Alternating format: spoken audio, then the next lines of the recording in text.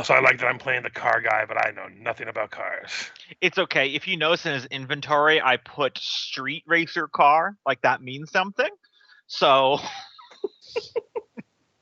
remember, this is like an 80s action movie. There's a very real chance that Kenneth's character could plug her computer into a power outlet and control doors that have no power on them. Just because that's how those movies worked. Quick, we need 3 people to start typing on the same keyboard to out-hack the hacker. Yep. I was about to say, don't worry. However little you know about something, Hollywood knows even less about it. This was just before the 90s, and in the 90s, hackers were literally wizards. I miss those times. Mm. Was there a movie with Angelina Jolie that was literally just called Hackers? Yep. Crash and burn, man. Hack the planet. Hack the planet. I watched that maybe within the last 3 months. It came on, or I saw it on, or maybe I pursued it because I was just like, damn it, I've got to see how bad this was. Just let me know when you guys are done reading and ready. Pretty much. Also in All right, I'm handout, done. there's an equipment handout that can tell you about guns. It's pretty minimal, but they add bonus dice and stuff. Just waiting for Cope to finish. I'm gonna go get a drink. All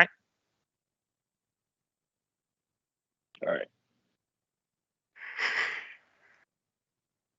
Now we're waiting for Michael to get back. So Cope's putting the team together, huh? Mm-hmm. God help us all. When the inventory says 2 extra mags, does that mean I technically have 3? Yeah, The there's weapon one one and already then 2 loaded extra. in your gun. Yeah. Okay. This game uses a very like minimalist ammunition system where it's just you can keep firing bullets until you either miss an attack or you use one of the other options where it's like you could empty the mag to do an additional die to your roll, or you could lay down covering fire. I'll explain when we get to combat stuff. It's not very complicated. It's more than Fate, I'll say. If you guys remember Fate when I did that Christmas one shot, this one has more rails on it than that. Well, I mean, hopefully this is supposed to be 80s action, not 80s urban fantasy. Mm-hmm. Yeah, I would call this what I'm shooting for is what I call a category 2 action movie. I've watched enough action movies, I just divide them into 4 categories. Ironically, like hurricanes, it can be decided by how much damage it does to the surroundings. Yeah, you're not incorrect. I would consider like Die Hard a category 1, where it's an action movie, but it's like the terrorists. There's only 8 of them, and it seems like taking out one guy is a triumph. A category 2 would be like Commando with Arnold Schwarzenegger, where you literally just one man's armies a bunch of people. Category 3 would be like The Matrix, where you have literal fucking superpowers. And category 4 would be exclusively the movie Kung Fury, where it's a level of ridiculous that it enters parody. So I'm shooting for a category. Kung Pao into the fist. Probably closer to a category 4, I would say. That part in that movie will ever be stuck in my head where he punches the guy's like, wow, this came in one clean chunk. That and he just left with nuts. We trained him wrong, but as a joke. God, I love that movie so much. Yeah. All right. I have one ready.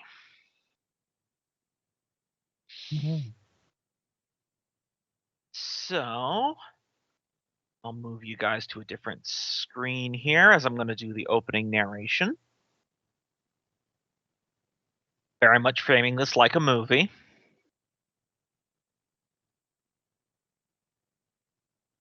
There you guys. You guys should see that, right?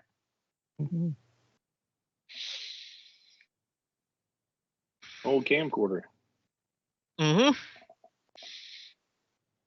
They never programmed the time, and they did get the date. Either that or they're way out of the normal time zone. Well, this is an 80s camera. It's not like they got GPS in that. Mm-hmm. Yeah, I think they just couldn't figure out how to program the time. All right, so we open. Establishing shot. 1980s, Miami. The sun is beginning to set. We cut to a street. You see a young woman in a jeans jacket running down the street, something tucked under her arm. I actually prepared art for this. Haha. You should see that The handout, girl right? from Teenage Mutant Ninja Turtles. Entirely possible. Mm-hmm. She's running down the street. She ducks down a side alley. She looks over her shoulder back down the alley, huffing, puffing. She looks across the street. There's one of those blue mailboxes.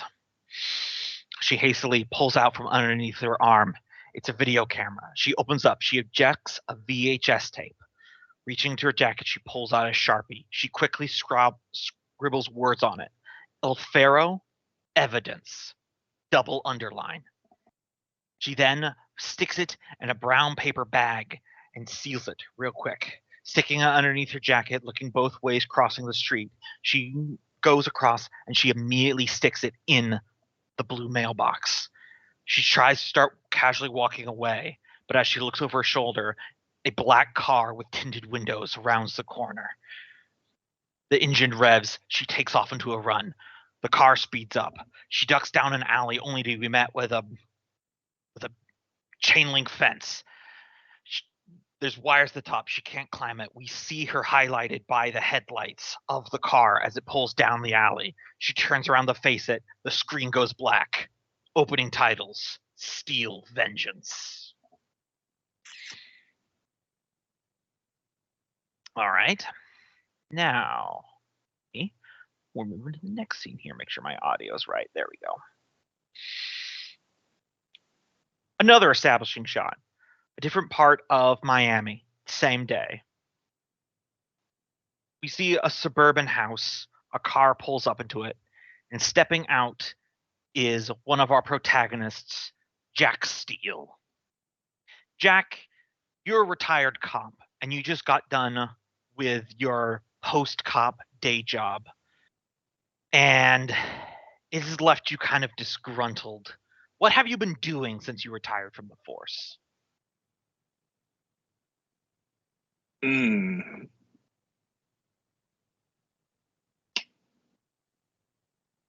Jack took on a job as a security guard at an elementary school. Yeah, not exactly fighting drug dealers in the back alleys of Miami anymore, is it?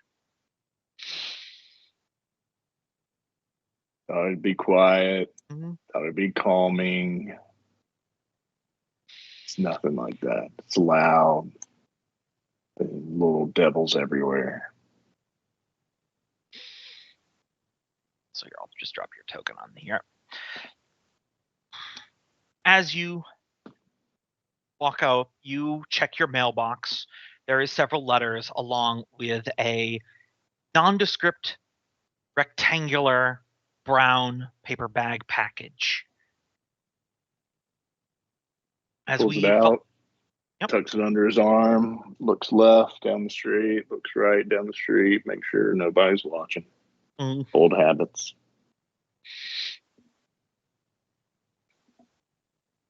We cut to you entering into the house. We see a bunch of pictures up on the wall. It's Jack along with some of his buddies from the force. A few pictures from the times when he served in the Vietnam War with his good buddy Tony. And of course, just a comedically large number of pictures showing what a good relationship he has with his daughter, Lisa, who was the woman that we saw in the opening. In fact, you know that today is Lisa's birthday. She was supposed to be driving from college to be meeting you here. She seems to be running a little bit late. What do you do? Go. Besides unmuting.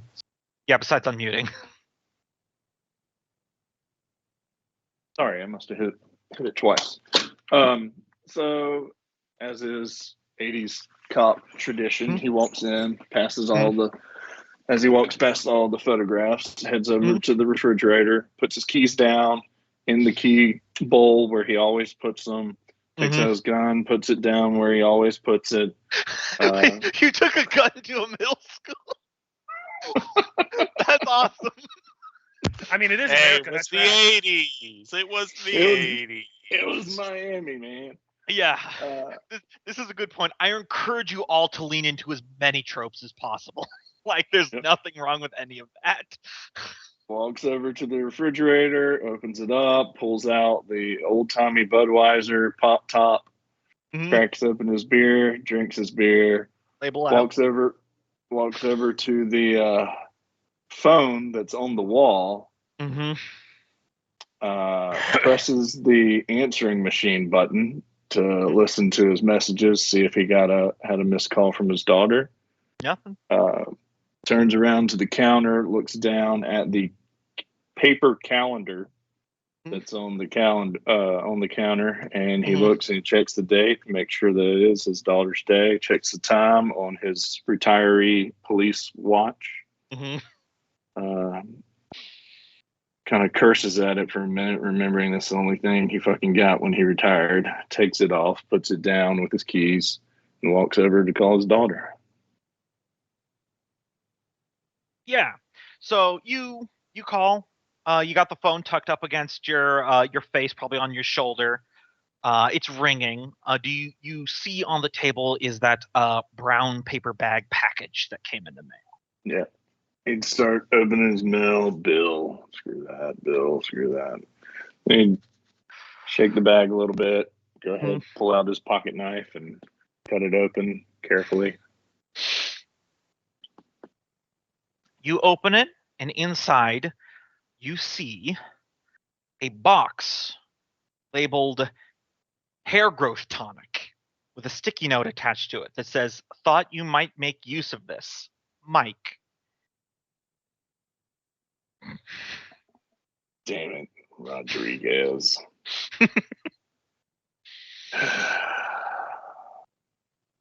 Wait, is it my birthday or Lisa's birthday? Lisa's birthday. That asshole. Puts it on the counter because that's pretty funny. It's around this time that you reach your daughter's answering machine. Hey, honey, just reaching out, hoping you're doing something I wouldn't do, and love you. Wish you the best on your birthday. Don't worry about calling me today. I'll catch up with you tomorrow. Bye. No sooner do you hang up the phone that it rings. Answers. Yeah. Over the voice, we cut to the other side of the phone, where we get like a dramatic silhouette of where you're just seeing someone's face from the side down, and a voice that Jack Steele immediately recognizes comes over the phone. Well, well, well. It's been a long time, hasn't it, detective? You immediately recognize this as the voice of the infamous drug kingpin Carlos Alfaro Riaz. Got another handout for that one.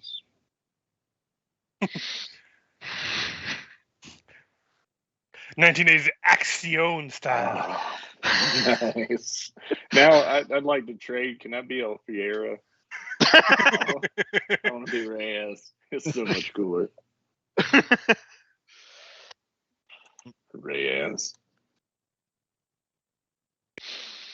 I hear you retired. I hope that's going well for you.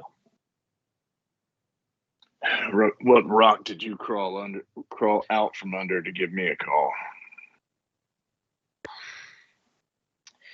Oh, come now, detective. I believe we can do some business.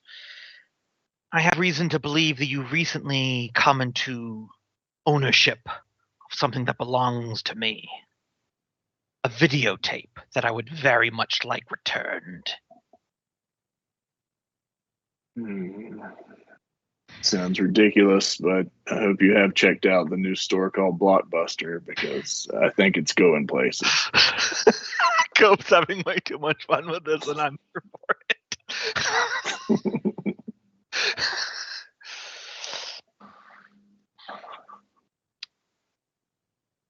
Really? Yeah, I'm sure they've got a copy of any movie you need.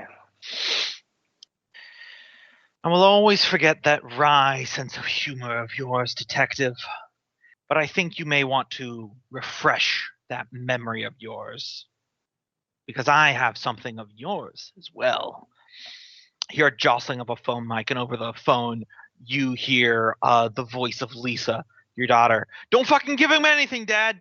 Don't give him anything! And then there was a slap sound of her getting hit, and the phone mic goes back to Riez. Your daughter's growing up to be quite the lovely young woman, Detective. Asshole, you touch a hair on her head and I will pull your underwear up over your nose and throw you down a hole. Where are you? Now, Detective. One step at a time. I want the tape back. I'm going to give you 48 hours to track it down and bring it back to me, or I will return your daughter to you in several fucking tape? Separate pieces.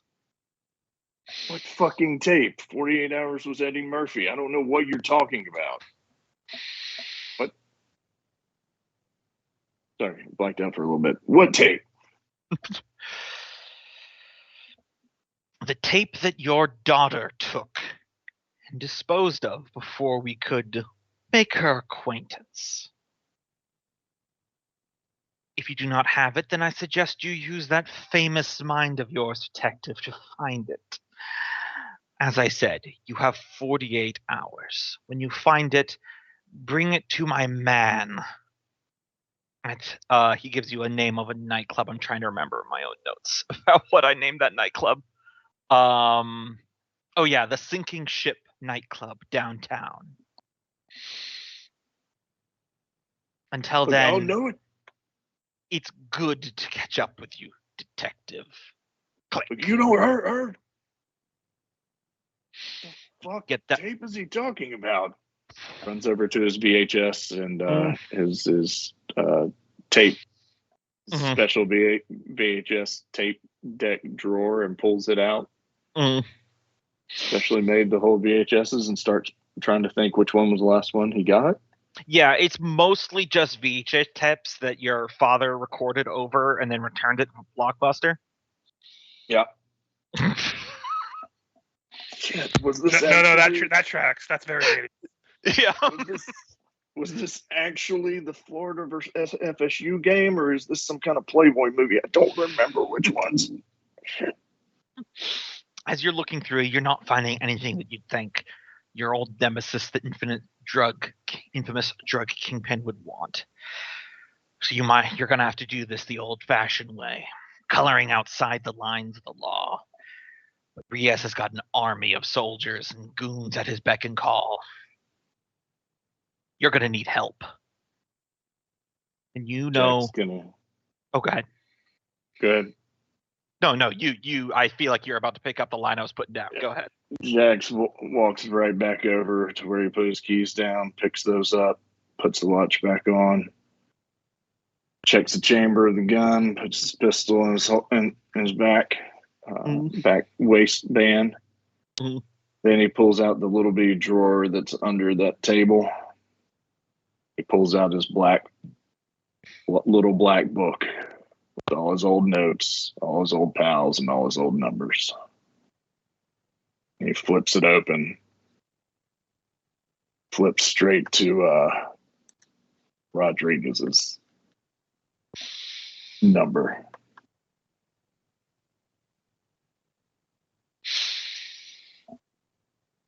Yep. So stowing that black book, you head out your front door. And as our camera moves past you exiting, I'll put on some music here.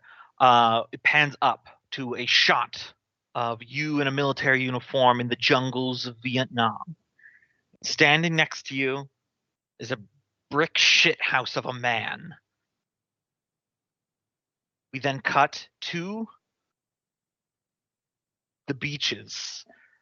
The sun is even lower in the sky now. White sandy beaches, the sun, the waves crashing against the sands. I'm very redundant on words. And we see someone coming up from a surf. In one hand, he has a harpoon with several full-sized marlin on it. And in the other, he's got a full-sized real wood canoe balanced on a shoulder like it's nothing. As we meet Tony the Tank Malone. Tony, you've been enjoying the quiet life since retiring from the military. But as you're coming back from the beach these days, you see a familiar person standing in front of your little beach house. Your old buddy, Jack Steele.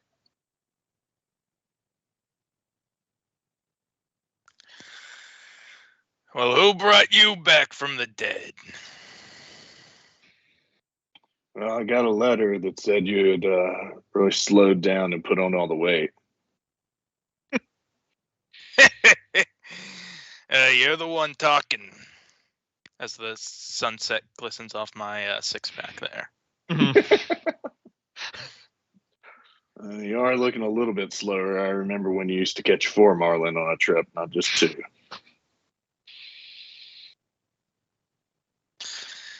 You gotta make sure they're marlin. Otherwise, you get in trouble with all these oceanic organizations. You spear one dolphin, and it's a big deal. Right, PETA. Used to mean people eating tasty animals, but now, jeez. Save the whales. Like the whales are ever gonna die.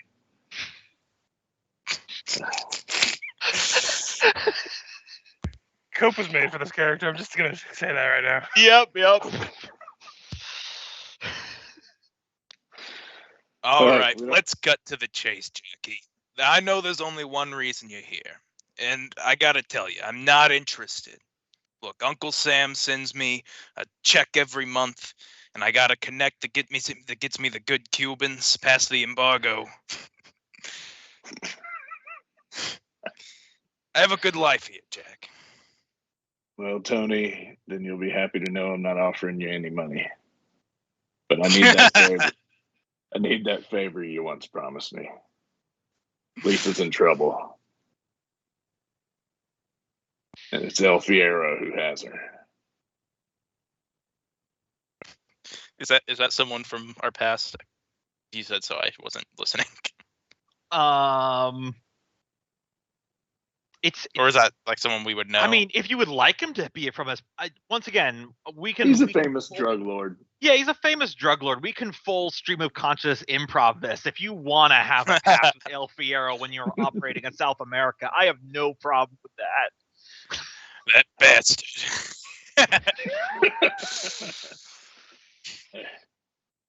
Only lead I've got is that he's looking for some videotape that Lisa got evidence on him, and he thinks I have it.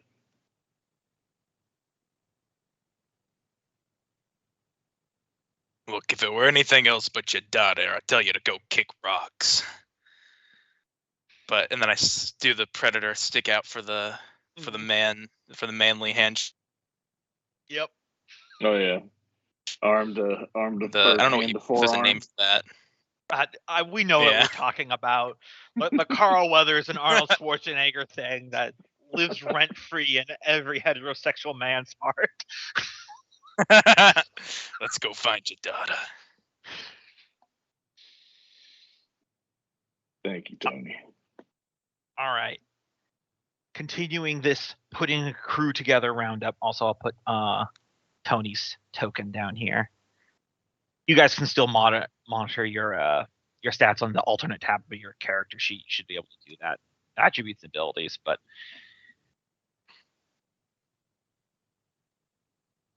keeping this going, the sun having set, we now cut to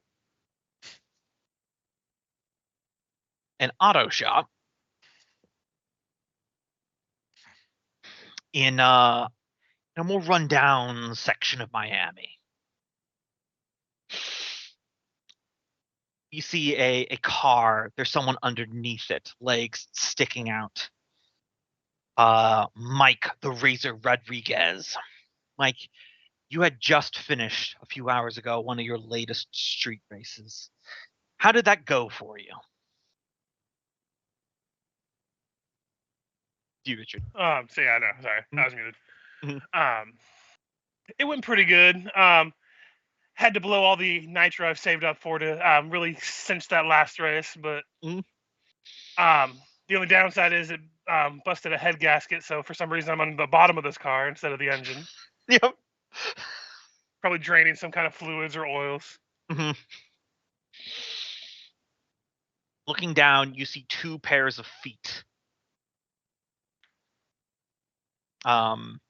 Someone has entered the garage.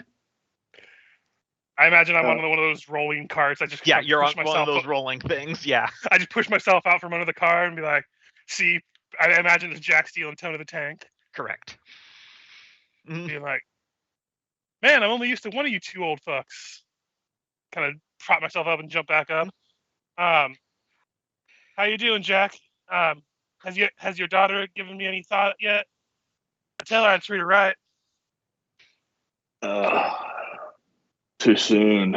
Too soon, Mike. We're actually here investigating for the FBI some illegal street racing.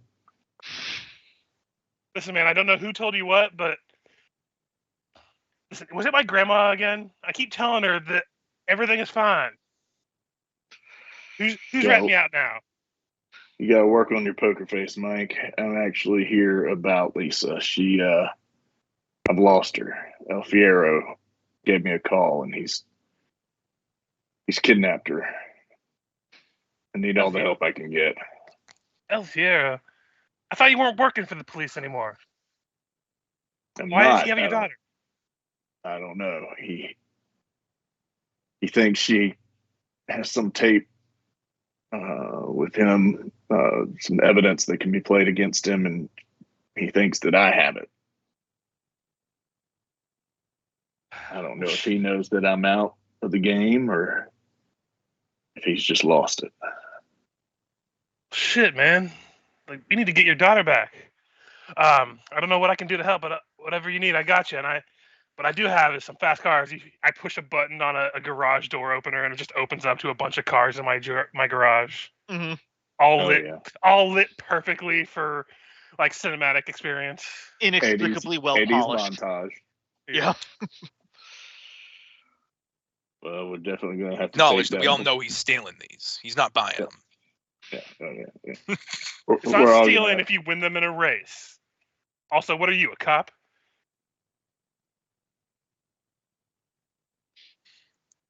I'm worse than a cop. I'm the tank.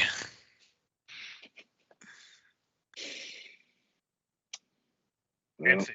As I flop the fully sized cooked marlin onto the hood of one of your cars that I've been carrying over my shoulder. Yep. Like, man, why does that smell like you've been carrying it for 24 hours? Oh, I didn't realize it had been that long. I don't think it has. I just made it a joke. Yeah. However long you guys want it to be. Also, when did you cook that on the subway ride over here? And did you eat the other one? Hey, do you think a man like that doesn't get that way without eating excessive amounts of protein? Tons of protein. This guy knows what he's talking about. Bring him on board. Well, we'll clearly have to take that black Cobra with the racing stripes on the side and the flames down the hood. That's only a 2-door. However, we are 3 of us, so we'll just never broach the subject of who has to sit in the back. All right, Tiny, get in the back as I point to Tony. God, Cope was built for this. Yeah. Again, he's been studying this material for years. Yep. He could write a thesis on it. All right, continue. Cut to them driving down the road. Tony sitting middle in the back. Continuing our roundabout, we get an establishing shot on a tall apartment building complex, overlaid with the sound of someone banging on a door. We see a guy, kind of sweaty, portly man in a wife beater, banging on the door of an apartment, saying, "I know you're in there.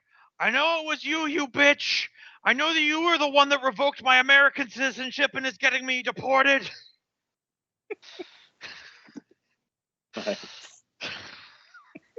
Also, for some reason, my wife left me. Completely unrelated, but still. As we then pass Like through the door Sounds like a bitch. into the apartment, as we are in a neon lit hacker's haven. Is Gombo quiet for anyone else? Oh, sorry. Can you still hear me? No, I It's a can hear little. him. Yeah.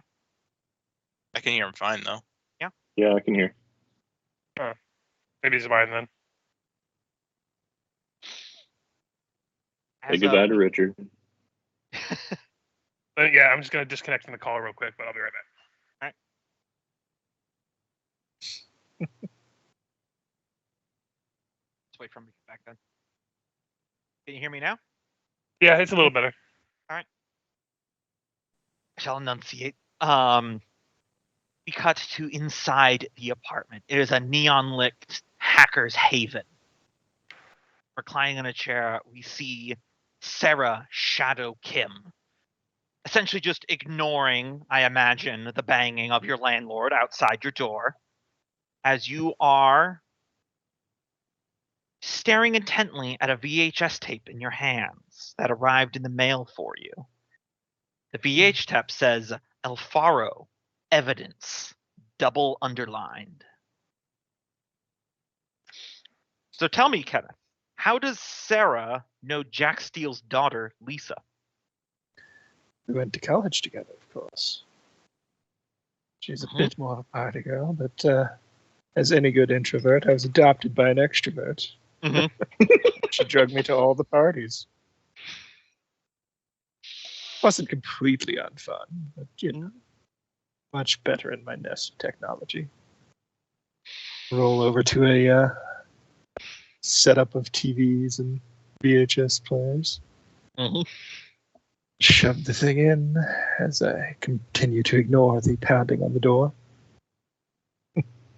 Yep. We cut back to the landlord. I just want. Yeah. They were roommates.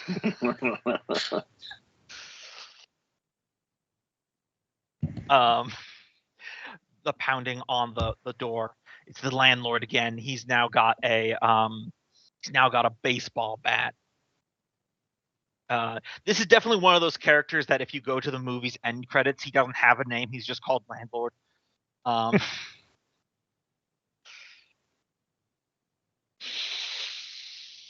Goes, "You ain't getting away with this, bitch. I'm coming in." And he swings the bat back, but then when he tries to move forward, it gets caught on something. And he looks back. Jack, Tony, and Mike. What has the bat get caught on, and what happens to this landlord? Tank.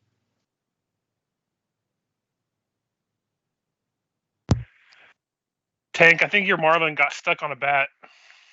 What does the bat get stuck on? I mean, you could have just caught it or something. I was just like, gonna say Tank be just creative. grabbed it. Yeah. Yeah, we can do that. I'll grab it and I'll look over at Jack and I'll say, "Look, I get we're kind of desperate for team members, but this guy looks a little emotionally unstable." Unfortunately, I think this guy's on the wrong hall in the wrong building on the wrong night. We were just coming to visit my daughter. Tank here is going to take her out for dinner. I hope you're not trying to mess that up. No, sir. I was just returning this baseball bat. Yeah. Mike kind of just puts his arm around her shoulders, like, "Come on, let's get you out of here before while my friends talk to the daughter real quick." Listen, I heard you screaming about your wife, but listen, life's not all about family, man. And leads him off. Mike's gone like you've gone like the face character from the 18. It's making buddies with everybody. Yep. Listen, I had a love chance it. to work in the catchphrase. I took it. Yep. I'll give it to you. You have a spotlight now. If you look at rule help underneath handouts, you got a very explicit. Yeah. Move a condition, save a rider from blowing up, narrative declaration. And I don't have to use it like the first roll or anything. I can just pocket it for later. You can pocket it later. It's basically the equivalent of like a hero point for Pathfinder. Gotcha.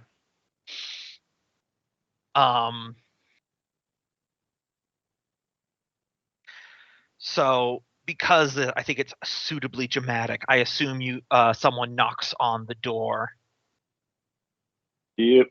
Just slow tap, tap, tap. So who is it we're coming to grab anyways? Doors open.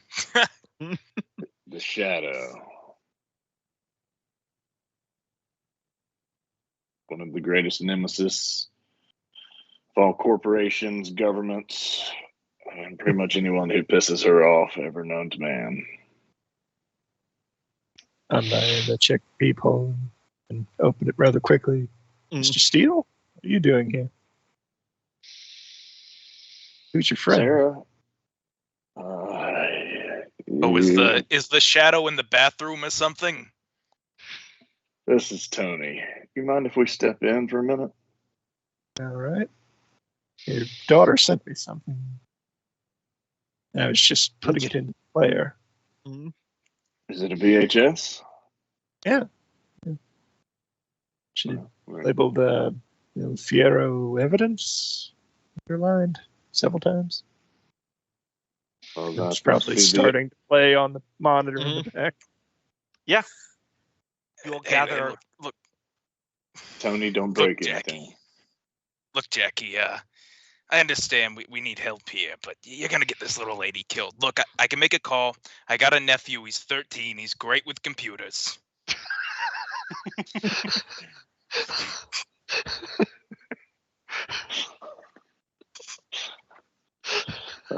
He doesn't know what she knows. Just watch and maybe you'll learn something, Tony. And don't break anything or sit on anything again. I assume at this point Mike probably rejoins as you all gather around the glass screen of the big tube TV with the VHS playing on it. As you see the picture comes through the static, the shaky hands of someone holding the camera going shh, as we see several cars pull up, and out of two of them, a bunch of like very much 80s drug lord goons come out, along with El Faro Riaz in person. See the picture. In front of the car, there's like two guys just wearing like black leather jackets. I'm not going to give an exact play-by-play of the conversation, but it's clearly like a drug deal. Alfaro's people clearly have like comedically large bricks of cocaine. Just a small cinder block house of cocaine. Yep. And as it changes hands, the two guys with black jackets, they pull out badges and guns. They were undercover cops. Alfaro just laughs, and then two cops get shotgunned in the knees, and Alfaro pulls out a gold-plated, Desert Eagle, and he personally kills two of them. It is then the camera starts hastily moving away. You hear Lisa's voice, and the footage cuts. Jack, you would know that this is like smoking gun evidence. You haven't been your entire career, you weren't able to get something this solid on Alfaro to put him away.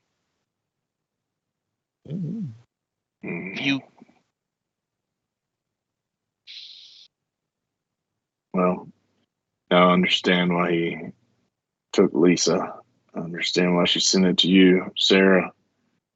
Hey, There he are took Lisa? ways. The guy in the video? Yeah. That's El Fierro, the Carlos Reyes, the kingpin drug lord that I spent most of my career chasing. Lisa, I don't know what she was into, tracking him, setting up for something like that. I'm not exactly sure. Do you know who she's been working for? Is she with the police now? Well, she went with an internship with the news of the Miami Herald, but hadn't seen her in a little bit. I walk over to a cabinet and start rummaging through it. Mhm. Pull out a blank Can you VHS. make a dub onto one of the floppy disks? Those are a little too small for a video of this size, but I'll never catch up with all this new Throwing- technology. A VHS Throwing- is full megabytes. oh yeah, throwing that in Mm. a different VHS player setup. Mm. Start copying that over. Floppy disk? What are you, Wow. NASA? So what's the plan? Well, Guessing. we're gonna So, need to secure one of these copies, back up, write the police a letter that they'll conveniently open within a few days to be able to locate it, whether our plan goes good or bad.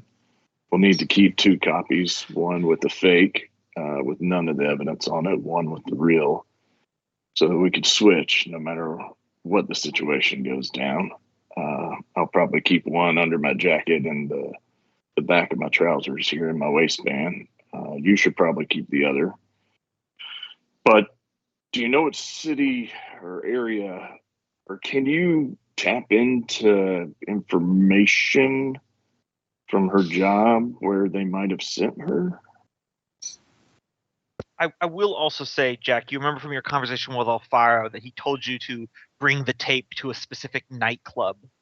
So, if nothing else, Oh, you yeah. know Alfaro's got some guys there. The Stinky Fish. Close enough. As Mike walks back in the door, Mike, Mhm. do you know the nightclub, the Stinky Fish? meanwhile, I walk over and sit back down at the computer and start typing away. Mm. Of course, another stinky fish. The owner lost a car to me in a race like 2 weeks ago. Yep. The owner, Jimmy the Rat Johns. I got a handout there. Nice. I had a lot of fun with that AI website that Richard put me in contact with. An 800 action movie masterpiece. It is getting better at text, though. Yeah.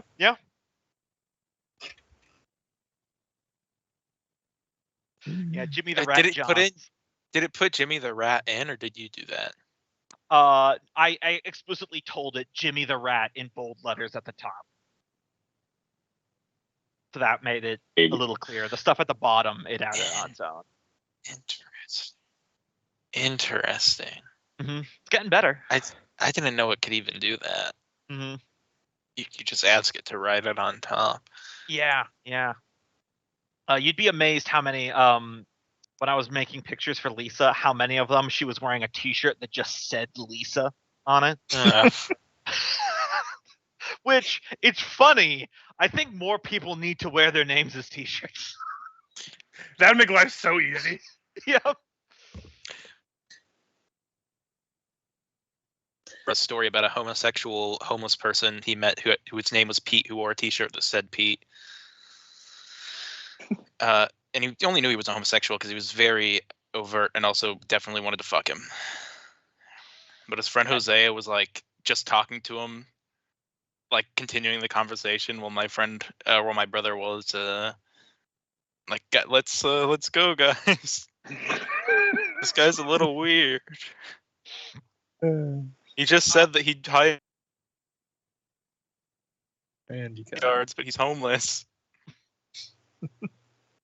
It wasn't that important. it seems like they sent Lisa down to the beach to film the sea turtles hatching.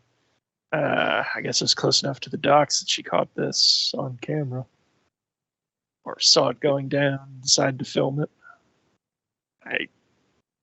You said you knew the dude, so maybe she knew him too and wanted to get you the evidence to put him down, even though you've retired.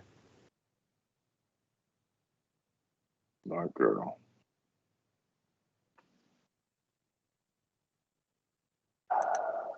Well, what can you tell us about the nightclub, Mike? Any back entrances? I know, Gombo. Is this something I would just make up, or?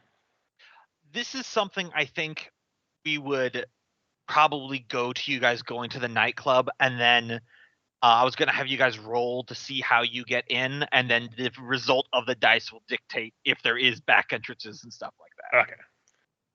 I just didn't want to bullshit something, then since I couldn't really do it. Yeah, no problem. Does Tony the All right. Tank want to get a job? I'm going as through a the bouncer? skylight. Oh God. Yeah, the abandoned ship nightclub. By the way, some of these are AI generated. This is a real nightclub in Scotland. And I love that it just says not everything sucks. I mean, some people just need to hear that. Mm-hmm. Everything I hear about Scotland, I'm like, man, that place is amazing. Retail employees are allowed to cuss out customers there without getting fired. It's a paradise. Man, maybe I do want to go there after all. I need to do that after a couple days. Oh yeah, another great quote from the third Deadpool movie, where he's like, "I work better on an irregular work schedule, 1 week off, 1 week on. I think that they do that in Denmark. God, Denmark. They're never gonna have a flag on a moon, but holy fuck, are those people happy?"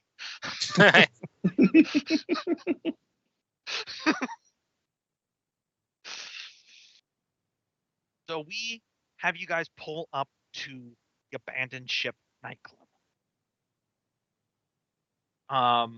You see that there's a couple bouncers out front, a few people waiting in line to go in. You know that Jimmy the Rat Johns is in there. This is a great time for us to segue to making our first die rolls. So the best thing to do is to describe how you want to get in. And then I can pair up an attribute and a skill and have you roll it. Make sense? Yeah. Mm-hmm. Try to sneak around back, see if there's like a utility closet I could hook up to like the CCTV system if they have one. Or, create fire alarms and shit for them to get out and or distract people with. Mm-hmm. Yeah, give me a crime stealth. Okay, those are... I'll ask if I have to use the restroom real quick. Yep. Okay, crime 3 and stealth 3. Yep. So what's that translate to? That's 6 dice. So 66. And this is going to be I'm going to say a critical difficulty. So you're going to look for 3 of a kind. So you have 2 of a kind there. So your baseline, what you can do is that every roll you do, regardless of the skill, you get 1 reroll. So for example, you could take every dice that you wanted. You'd probably want to keep the pair of 1s, and you can reroll them 1 time. Mm-hmm. Also on the sheet says I get a free 1 for so you can sneaking and tailing. So you can get a free reroll from that one, and then you can use the default free reroll. So this should statistically make getting 3 of a kind, especially since you already have a pair of 1s, pretty easy. All right, you said it was a kind of a take and leave. Yes, reroll. take and leave. So you could leave the 2 pair of 1s there. Mm-hmm. Yeah, I think I'll keep the 1s and. Well, 3 2s now. Then 3 2s. But it made 2 1s. Mm-hmm. All right. Yeah. So you want to find a extra utility closet to patch into something with your portable computer? Yeah. All right. Dependent. Go ahead. They do occasionally have a door in the back that all the wiring and shit runs through? Yeah. I definitely say that you're able to like go around the club and you're able to find a side utility door next to like the back kitchen entrance or something like that. Nightclubs have kitchens, who knows? And you're able to like keep your head low as a goon in like a white jacket walks past, sunglasses on, and you're able to slip into a closet and you're able to plug your computer into something vaguely technological. The other three. Yes. I will say, Jack Steele, you are expected. You'll still have to roll, but the front door option is technically there. But you can do whatever you want. Yeah, he's going to do the front door option, but he's going to try and do it, with his experience being undercover from being a cop, trying not to raise a scene so that anybody knows who he is. So in classic 80s style, he simply, as he's walking down the line towards the front, down the line of people waiting to get in towards the front, he lifts the ball cap off of one guy, puts on the baseball cap, pulls out his sunglasses, put those on, and now he's completely camouflaged and unrecognizable. And he's just gonna cool guy, buddy up with a group of 3 that are heading in right now and stick to the back of them. And even though he's 65, he completely blends in with the 20-year-olds. This is going to be a smooth and cool. Cool. All right. I don't know what that is. Numbers 3 and a 2. I do know what that is. So 5d6. 5d6. Just like that one, you're going to be looking for 3 of a kind.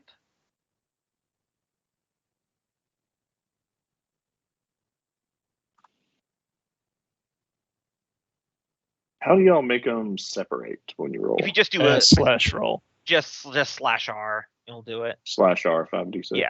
All right, so you got a pair of 5s, and you always get 1 reroll, so you could take the other 3, the 6, the 2, and the 4, and reroll those looking for another 5 if you'd like. Slash R space 3d6? Yes. All right, 5 there you go. Baby. Yeah, you overshoot it.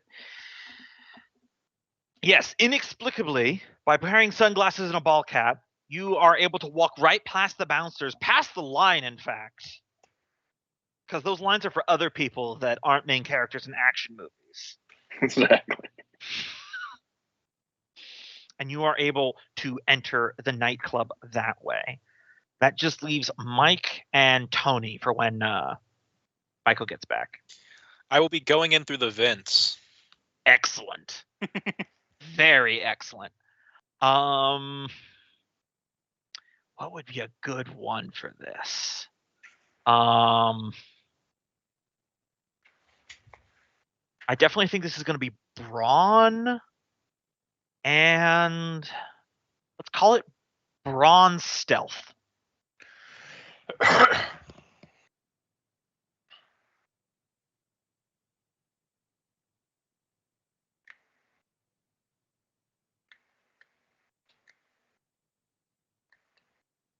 So I would roll 6 because I have 3 and 3. Yep.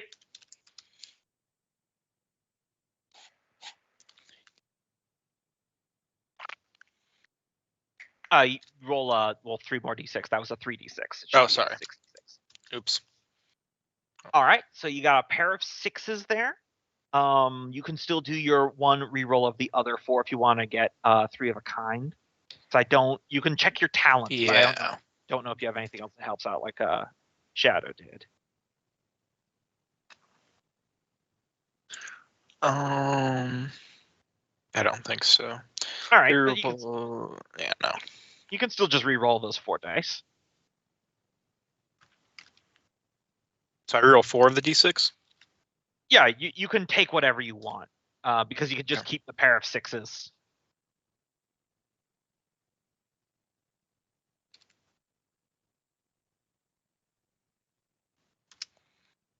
All right. That's 3 6s. You're in. Nice. I'm also going to give you an adrenaline, Tony, because air vents are a great trope. So as we see Jack walk in, ball cap pulled down, we just cut to just like an air duct and a vent gets pulled off, and Tony's just drops in, crawls down it. We have no idea how he got on the roof. We had no idea how he knew this was here, but he's in the vents now. You crawl along, you look down, you see the vents, you see the interior of the nightclub. That just leaves Mike. Mike's just waiting in the line. He sees that his friend is manning the door. He's like, "Hey, Stevie, why are you making me wait in line, man? I introduced you to your girl. I know you're due. I know you owe me. Come on, man." Trying to basically just get himself to be just let in. Yep, that's a smooth speech if I ever heard it. Okay, so I only get 3 dice. So apparently my guy's not smooth, but he's. I'm gonna like say this one's gonna be a basic difficulty, so you only need a pair of 2s, or a 2 pair. My number 2 strategy. That's right? The smooth 2, speech 1 would be 3 dice, right? Yep. My number. Sorry. I was just gonna say real quick. My number 2 strategy was to just walk in the bar like normal, with my rifle slinged over my shoulder, but with a U.S. Navy or U.S. Army veteran hat on. Last time I checked, the Second Amendment's. I get a free reroll, so I can just reroll that 4, right? Just Yep. why not? I think you hit it. You got 2 5s. Yeah, I'm just doing it anyway. Yep. You got 2 5s. What'd you say the bouncer's name was? Jimmy? Stevie. He goes, all right. Just this one last time, Mike. Don't cause any trouble. You know the boss don't like you too much. Not such Hey, I'll be on my best behavior.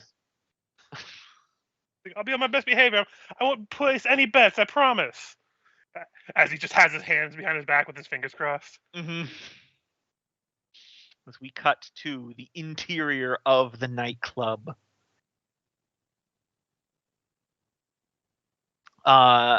So, Sarah, you're patched into the CCTV network. You see Jack and Mike enter through the front. Grainy black and white film. You see Tony inexplicably in the vents. There's a camera in there apparently, but you see that. And you also see Jimmy the Rat Johns up on a balcony overlooking the dance floor, cocktail in his hand, very nervously talking to some tough-looking goon guys, and he's frantically pointing. As they nod, they go out.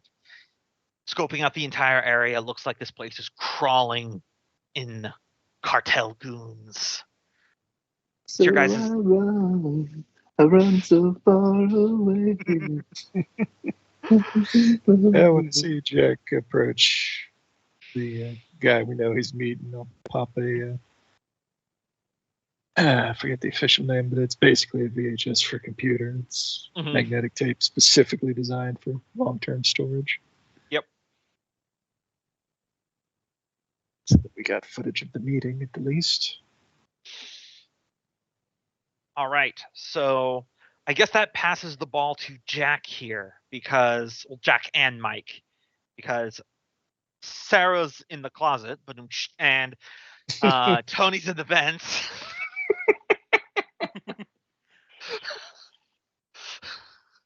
All I'm saying is go back and watch some movies and TV shows from the 80s and 90s, and there's a few stuff in modern context where you're like, oh. I mean, that's why I made that joke. They were roommates. Yeah. Yep. If you watch the original Batman the Animated Series, the episode where Harley Quinn and Poison Ivy team up, I recently rewatched it. I'm like, wow, there's lots of subtext I was not picking up on as a kid. Yep. Anyway, what's the plan here, Jack? Ball's in your court. A while ago, like the. Good. I think he cut out. Yeah. So, did you say someone was approaching me, or have they? Because I was coming in here to try and counter stake them out. Yeah. If I see you approach them. Yeah. If no one's approaching you, you still have the initiative in your corner. All right. From the bar where I've ordered a coffee, which won't be suspicious at all in the nightclub, I turn and gaze out the side of my baseball cap to try and see if I can investigate the room, see who I know, see who the likely bad guys are, and see if I get any intuition of where he would most likely be held up if he is here. Yeah, looking around, no rolls necessary. You see lots of guys wearing sunglasses and white blazers, barely concealed weapons. They're operating as security for the club. You see up on the balcony, you see Jimmy the Rat Johnson. You know him from your days on the force. He would know your face. He's like a mid-level street pusher that works for Riaz.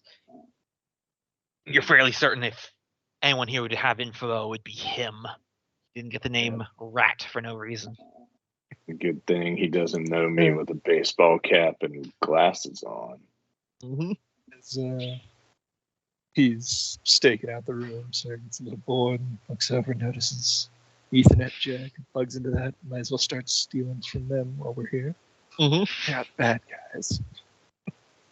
You know, just for fun, there, give me a focus fix. And this is hacking, so obviously your talent would come into play. Oh, nice. So wait, now you flip over, you've connected another cord, and now you're frantically typing away as fast as you can to break into their system. A pair of twos, looks like. And you still have got 2 rerolls left. So we'll go whole hog again, see if we can't. Yeah, I'm going to see how many matches you get, and I'll say how successful this is. Keep the twos. So 4 twos. Oh, 4 twos. Do you want to... Might as well got one more reroll. Might as well see if I can. Yeah. 4 twos and a pair of ones. 3. Oh, yeah, 2 ones. Yep, 2 ones. Might as well see how far you can get. 5 twos. 5 twos. That's an impossible success. So what were you exactly doing? You were trying to just rob this club blind? Yeah.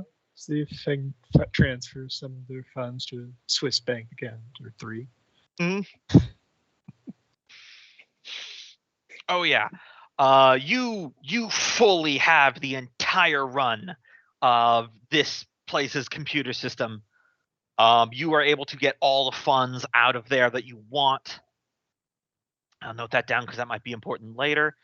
You are also able to see that Jimmy the Rat might have been skimming a little off the top of the club front from Riaz. You don't see any information that would give you a leg up on where Lisa is. But if some of your muscle-bound compatriots could get their hands on him, you got some solid threats, because whatever a Fierro would do to him is way worse than whatever Jack Steele would do to him.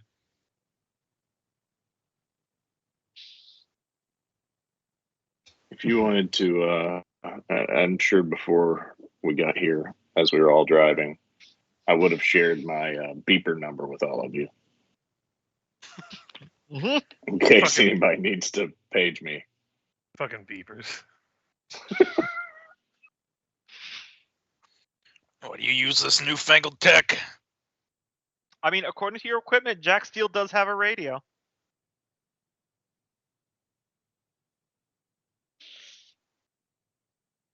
Yeah, I think I have a radio as well, actually. Yeah. Like one of those little handheld. Yeah, CD like a walkie. Yeah. Walkie-talkie. In the oven. Yeah, because I've got a earpiece with the wire running down to my radio. I'm doing this nonchalantly under my jacket. Come in. Do they have for those earpieces in '83? Oh yeah. Okay. They had Walkman and stuff. Yeah, so, that's true. They had headsets. And again, baseball cap, so no one can see that I have one in. Yep. Tony. Shh. Tony, do you copy?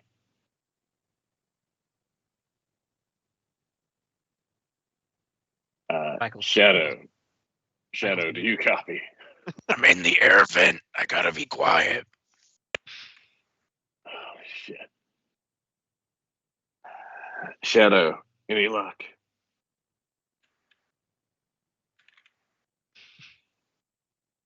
Damn it, I've lost my whole team.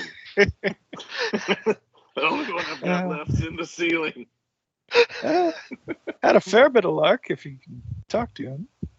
He might be able to make some deals that he won't like. You got Not any explaining shit on any him? more than that. Mike, what have you been doing now that you're into the club? He's doing a So, line of cocaine in the corner. Wait a minute. Um, Wait a minute. I'm looking at the. Me and Jack are the only two characters with radios. Yep. So he's like, Oh. Yeah.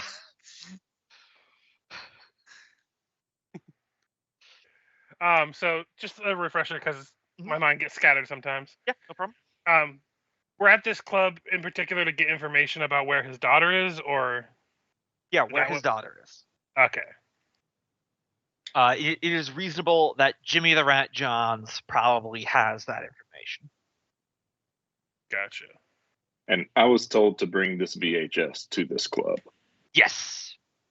Is a ransom. Okay, so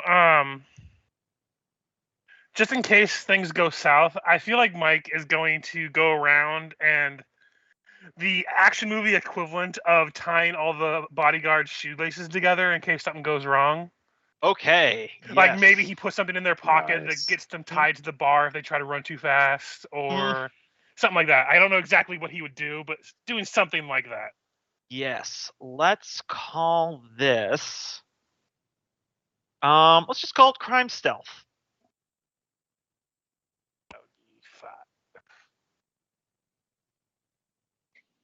I'll re-roll 3 of those All right. because I got a double 4. So I'm gonna say you're looking for 4 of a kind on this one. yeah. Don't think that's gonna roll.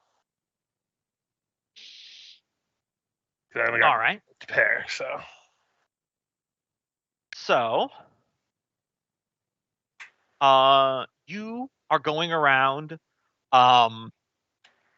getting a lot of these guards who are like chatting up the ladies. You're getting some of their clothes stuck in like door jams. You literally probably do tie someone's shoelaces together. And as you stand up and turn around, you come face to face with a big muscle-bound dude in a white blazer. And it goes, well, well, well. If it isn't the Razor. well. If it isn't the guy I don't remember the name of, how's it going? Puts a heavy hand on your shoulder. Mr. Johns would most definitely like to see you. Come with me. Oh, I Starts wish the pushing feeling you. was mutual. Starts pushing Looking through up- the crowd. looking up from the air vent, I radio into to Jack. Razor's compromised. Razor's compromised. Yeah, shit like this is why I retired. And he taps the guy next to him at the bar, just right cross punches him in the face, and then throws a drink at another guy to incite a bar fight. All right. Immediate distraction.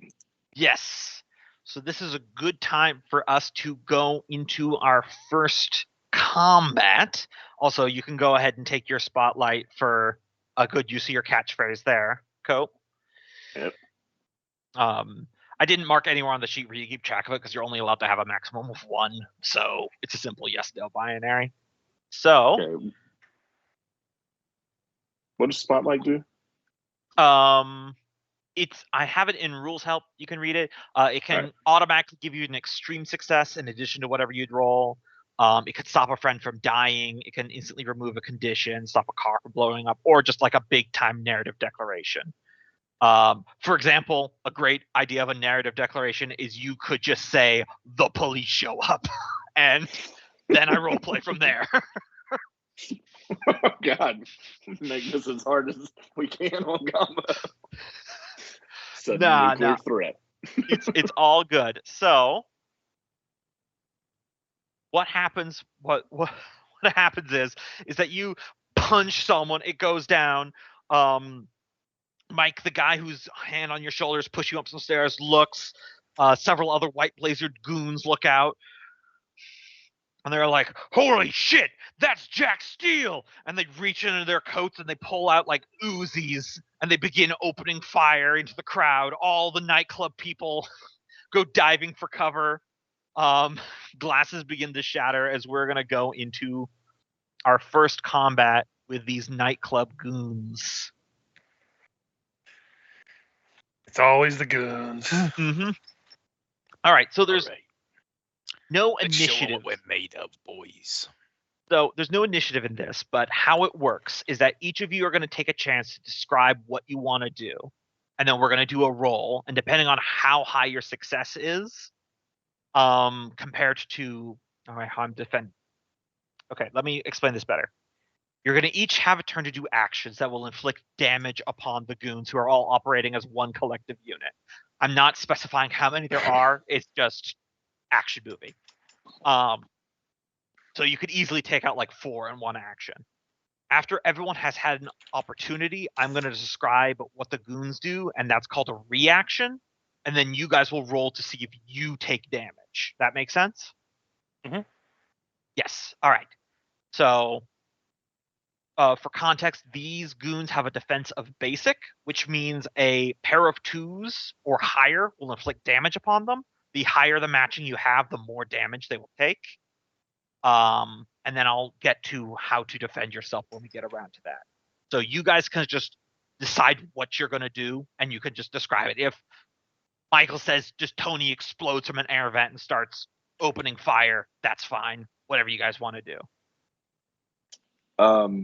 So is there any kind of initiative, or It's totally free range. You guys can just with Jack? I'd like All to right. use his The talent. first thing I'm gonna do. Overlap. Sorry, I feel like Tony was in the air vent, so if he just bursts into action, I can't really stop him. I like this. I mean, you started the bar fight. Yeah, well, with it, I was going to use my get down talent Mhm. to you and another hero quickly hide, dodge a hail of bullets, or avoid getting run over without needing to roll the dice to get Rodriguez out of their grasp. And he and I both use the mayhem to be able to get out of clear line of sight of these goons who are blowing us up. The only thing is I do not believe you have an adrenaline for that. You have a spotlight, but not an adrenaline yet. Also, you guys should be able to, on your tokens, the smaller the blue bar, it's set to maximum of 6. That's your adrenaline, so you can use that to keep track. I can't click on any token besides Jack Steele. Really? Then let me make sure I didn't do these sheets improperly. Yeah, I see what it is. I had visible to all players, but not editable by all players.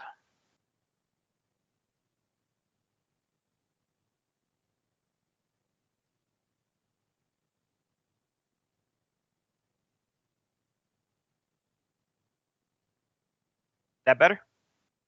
Yes. Okay. Mhm. All right, so I guess I'll just unload my mag and take them all out. All right, so you're gonna. So are you gonna shoot normally, or are you gonna use the special action that would empty all the bullets from your gun to get an additional die? Yep, go full auto. All right, go full auto. So this is going to be a nerves shoot. And you're looking for a pair of 2s, and the more like matching you get, you'll do more damage. So that's usually 6, so he's got 76 on this. Correct. I forgot the roll. Right, so that's a 2 pair of 3s, 2 5s. So we're All gonna. so just something roll 1, 2. I forgot to mention is that there is a 3-to-1 rule. So if you get another pair of something, they would add up to be the equivalent of like a critical success as if you had a 3 of a kind. But you get another 3. Wait, did you get 5 of a kind? Yes. 5 Okay. fives. I killed them all. Let me quickly check something here. I need to see how much One- damage that actually does. One shot, and 1 kill. Oh God, it's John Wick. Let's see. Reloading.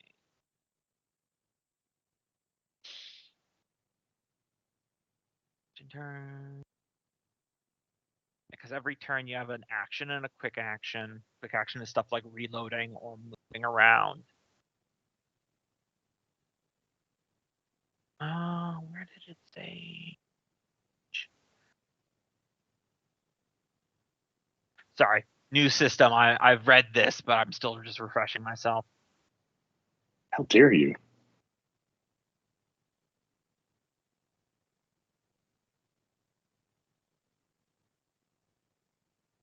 All right, so if that would be.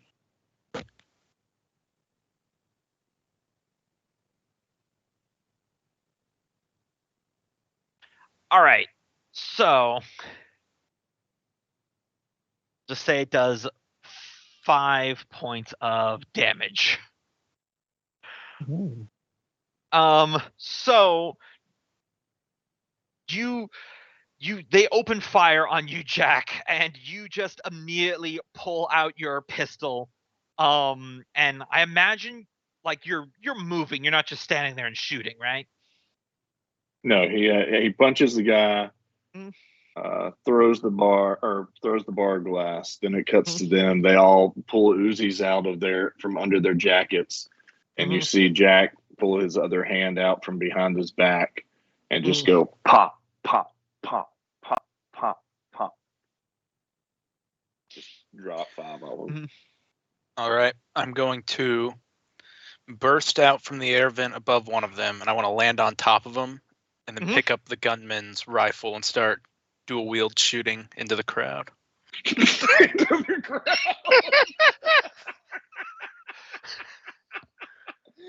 All right. Only hitting the bad guys, of course. Yeah, only hitting the bad guys, of course. It's that type of movie. Give me a brawn brawl. All right. Brawn is 3. Brawl is, what is brawl under? It's on. Oh, sorry, fight, not brawl. Fight. Fight. I missed that. Gotcha.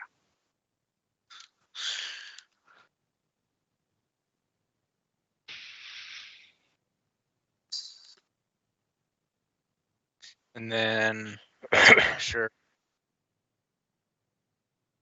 All right, I got free reroll when using. No, I don't think that applies. Yeah. All right.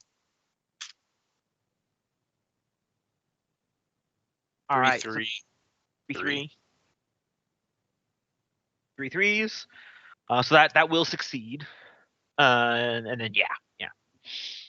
All right. So, this is actually a great way to bring this up. So you do more damage.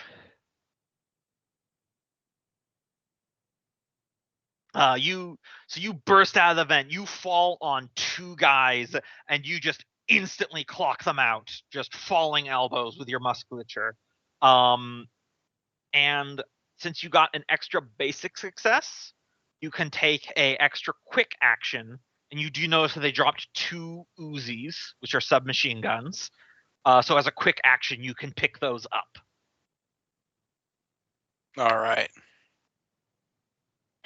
So, guy bursts from the air vent, assault rifle on his back, and now he has even more guns. And you do open fire, but we're not like we're going to be rolling that attack. But for the scene, you're laying down a lot of covering fire, and several of these goons are going down. Jimmy the Rat immediately drops to the floor and starts scrambling other tables heading for the back. That just leaves Mike and Sarah. Mike You just go pulls get the out rat. some hairspray out of his pocket, and the guy that's holding him was escorting him up to see the guy. He just kind of points it behind him and sprays him in the eyes. And like while the guy's distracted from the shit in his eyes, he just kind of kicks him in and tries to like knock him to the ground. Mm-hmm. All right, so this is definitely going to be a fight. Okay, I was hoping for stunt, but I'll take a fight. Yeah, I'll take a fight. I'm just looking at what attribute would be a good one for this one. So I don't know what your brawn is off the top of my head. My brawn's 2. Yeah, let's just do a brawn fight. Keep it simple. Okay. You only need a matching pair of 2s anyway. Oh, that's just a full reroll, I guess. Mm. Nothing. Yeah. So you spray this guy and you kick him in the shin. He goes, "Ow, my shin!" And so you're away from him. You're going up the stairs. You see Jimmy making his way, trying to get out the back. It's not enough to like move the health bar on the goons, but once again, as I said when I was explaining the system, you don't narratively fail much in this game. But I do like. Listen, I'm the comic relief guy. I run away. Yeah, I do like the creativity though. So take another adrenaline. Because I believe you should have 2 at this point. I have 1 adrenaline, and I use my catchphrase, I think. Yes, that gives you a spotlight. Yeah, I don't think I got 2 adrenaline. Okay, so you just have 1 adrenaline. Yeah. Let's see. So, just quickly check something here. All right. Sarah, then you're the only one left before reaction turns happen. Yeah. As the firefight begins, I guess I'm going to stop any recording I had going, because why produce more state's evidence than then hunker down, because nightclub walls tend to be more concealment than cover. Mm-hmm. And notice on the recording, Jimmy scrambling for the back, try to quickly go through any systems I connected to and see if there's like a magnetic lock or something on any door between him and the exit. Yeah. I will say, if you'd like, there is cover in this. If you use your action, which is what you would usually roll, you can get full cover, which would just, I believe it would just straight, I'll double check here, make you immune to just any gunfire. Oh no, it's not automatically immune, but total cover gives you +3. Wait, no, am I misreading this? Hold on. Sorry. Swear it in advance. Oh yeah, here we go. You automatically succeed all reaction rolls to avoid damage, but then whatever like attack rolls you do would take a -3 dice penalty. So if you'd like, you could hunker down, and then there's the entire reaction. It's just impossible for you to take damage. Nah, I'm hoping more that the fact there's at least 1 wall between me and them means nothing will be directly shot at me. But yeah, still hearing gunshots through the walls. Yeah, definitely. You can use your quick action to get partial cover, which just gives you an extra die. I think that's fair. But yeah, about the doors. Yeah, give me a focus awareness roll. Okay, so that's actually only 46. And dealer's choice. Let's keep 3. And I picked wrong twice, so 1. So I'm not going to be able to prevent him from getting away electronically. No, unfortunately not. But now it is reaction time. So I am going to keep this pretty simple. The few remaining goons that haven't been taken out are like flipping over tables and stools and taking cover, and they're just unloading with their submachine guns, just filling an entire half the club with bullets, forcing Mike, Jack, and Tony to dive for cover. Sarah, you're, as you said, the club walls are not especially sturdy, so you're going to be affected by this too, but because you're in cover, you get a +1 roll. So everyone is going to give me a focus cool roll to keep your head as the bullets start flying. Sarah gets a +1 to this one. All right. Man, I can't roll matching numbers to save my life. And you're 3 looking twos. for a set of 3s on this one. So Wait, Shadow number is- 3, or we just need 3? you need matching? 3 of a kind. And do we get a reroll for this too, or no? Yes, you do. You always get Good. 1 base reroll. No. All right. All right. So while you guys are You said focus and cool. focus and cool.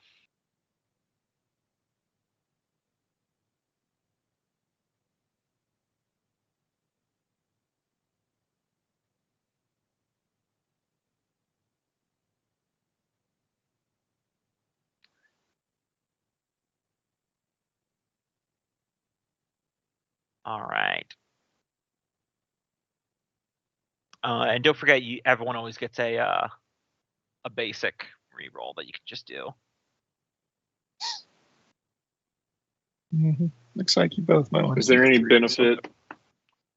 Yeah, is there any benefit at defending to try and get higher than just 2?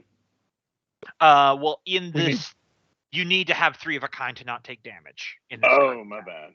Yeah. He's got 2 pairs. Done that down up to 3 of a kind. You need 3 pairs.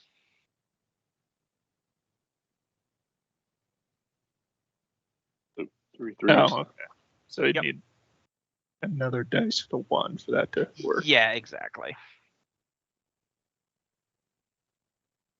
But he got 3 3s there. Yeah, got 3 3s, so he's not taking any damage. Should you get your reroll and I think, or just Yeah, I got my okay. reroll, and I was just terrible. Now we just need Tony.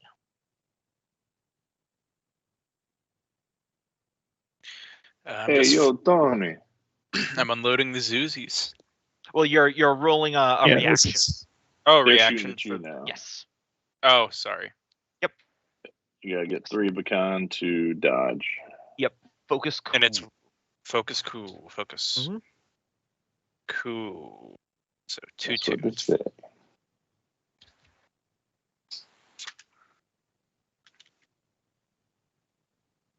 2 5s. 2 5s. So if you re-roll that 2 and a 6, if you get 1 more 5, then you're good.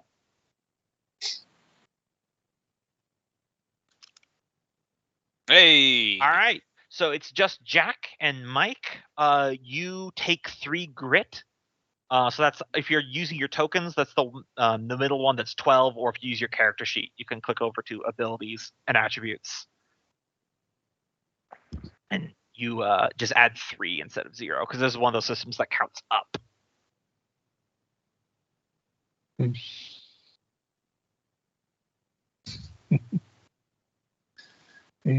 There's a few stray rounds rip through the closet she's hiding in. So probably ducks even lower and pulls her hoodie up like. Yep.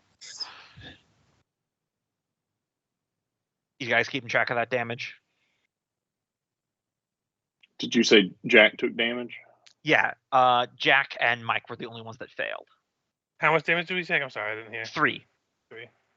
And that's the 12. Yeah, the 12.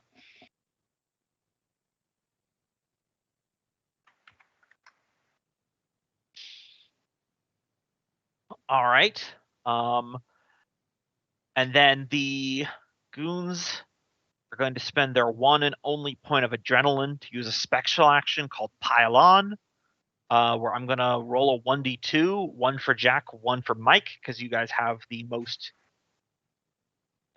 lowest. Yeah, because you guys have the most damage. One of you is going to take 2 additional damage. This is their one-time resource. How it works is that when the enemies take enough damage, they earn an adrenaline, which they can use to do a special ability. Okay, so we're at 4 now? No. Jack takes 2 additional, so he's at 5. You're still at 3, Mike. Okay. So seeing you caught flat-footed scrambling behind the bar, they focus their fire on you, Jack. Glass shatters. You're getting cut up. Insert Die Hard reference. Yeah, why don't I have on shoes? But now the ball is back in your guys' court to go on the offensive. Once again, in no particular order, whatever you guys want to do. Is Jimmy the rat still running away? He seems to have reached the swinging doors in the back of the kitchen. I'm gonna chase after him. All right. Just running Go back. get the rat. I can take care Jimmy! of these chumps. Where are you, Jimmy? All I don't know right. if I have anything to do for that, but I can say that's basically on. We can say that's an action that you're pursuing him. You'll count as having full cover since you've kind of left the area. That if on the off chance they don't fish him out this round, you just won't take any damage from bullets. gotcha. Yeah, that's what I would do. Yep. All right.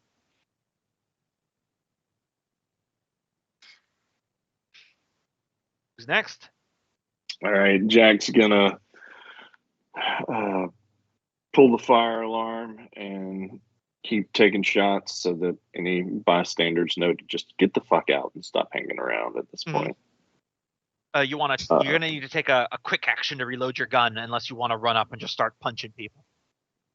Sure. Quick action reload. All right. You're on your last 2 mags, and you can open up. All right. He'll. What's like a normal attack more like instead of emptying the whole mag? You can just still roll nerves, shoot. Different weapons modify the rolls. Pistols don't add any additional dice depending on range. They just let you attack with range. Like Tony's assault rifle adds dice at, let me see the equipment page here. Yeah, like the assault rifle would add +1 dice at close or medium range. Got it.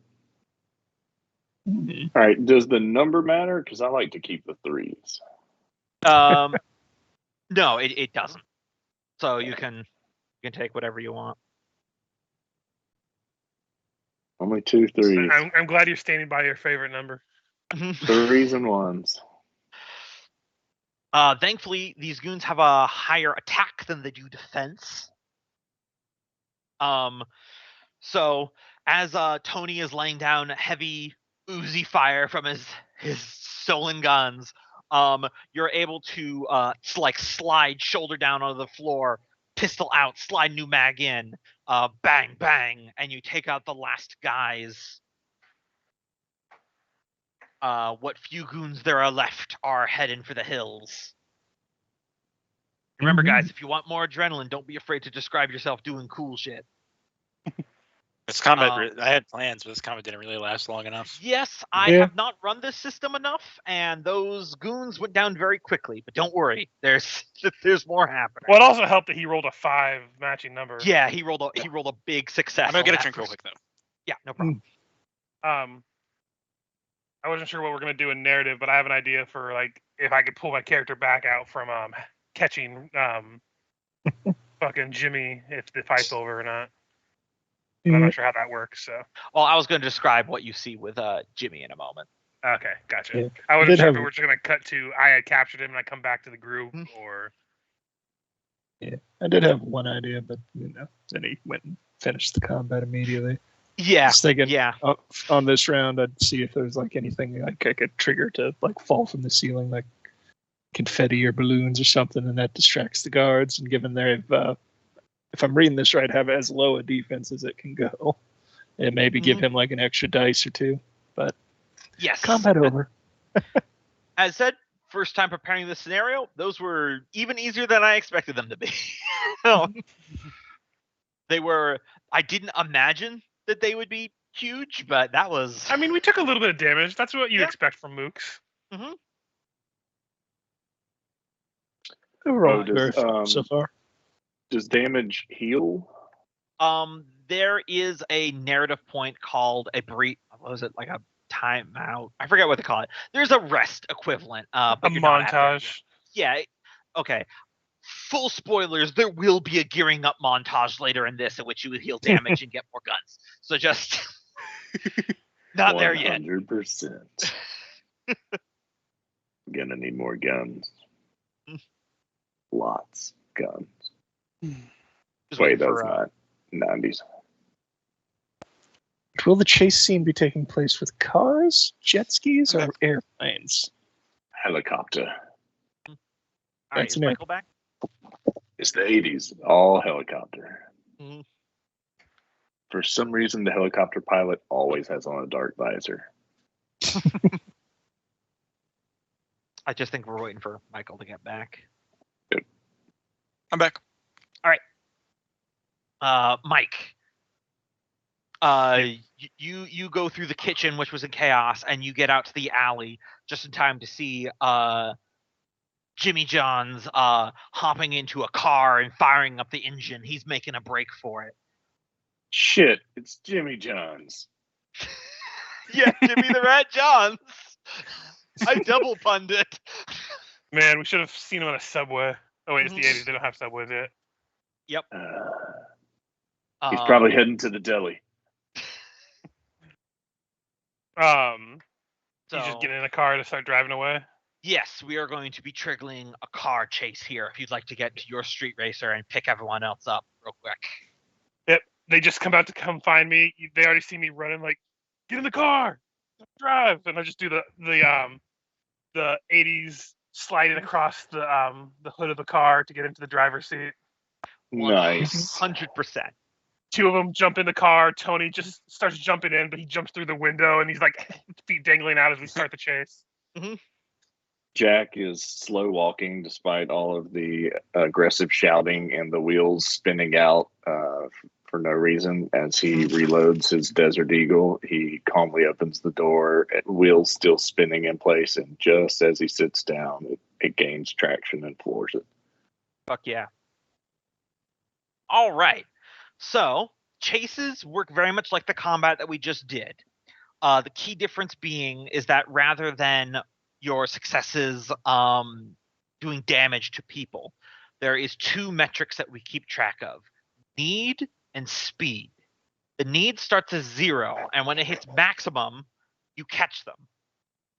Got the need for speed. You guys perform actions on your turn, and if you succeed, you increase your current speed by an amount, and then we do reactions for the traffic that you're weaving through and stuff like that, which might lower your speed. And So then at our the end, reactions we don't want, right? Because I have that ability called spin out, which can cause you to skip your reaction turn. right? But then after reactions, whatever your guys' current speed is, the need increases by that much. So at the start of this combat, because you're using Mike's car, you have a speed of 1. So if nothing else happens, you'll increase the need by 1, essentially doing 1 damage to complete the chase. Does that make sense? Mm-hmm. All right. So you all take off. You're all in a car. You see Jimmy is pulling his car up onto the freeway as you guys are hot on his trail. So you guys can describe what you want to do, including adding cars or stuff that explodes in the environment. I will remind everyone who isn't driving, because Mike's driving, that even if it doesn't make narrative sense, doing cool shit like shooting out his back area still will increase your speed. So So first things first.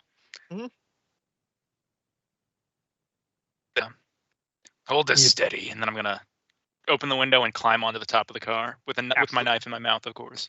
Absolutely, no action for that. That's just something you can do. After Then I'm gonna try taking and shoot out the tires if it's not an action. You can then shoot out the tires. I will say, let's call this a focus shoot. Are you still using your Uzis, or have you swapped to your rifle? No, I dropped those. Okay. Those are still at the club somewhere. Yep. All right. So your assault rifle He's still pretty far away, 5. so it's not gonna. It's 6. long range. Long range.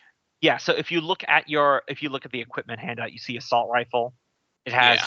accurate, rapid fire. Oh yes, here we go. Sorry, I was looking at the wrong gun. Yeah, you add +1 dice targeting things at long range. So it's your focus plus your shoot increased by 1 die. And I'm going to say Okay. it's a critical difficulty, so you're looking for 3 of a kind here.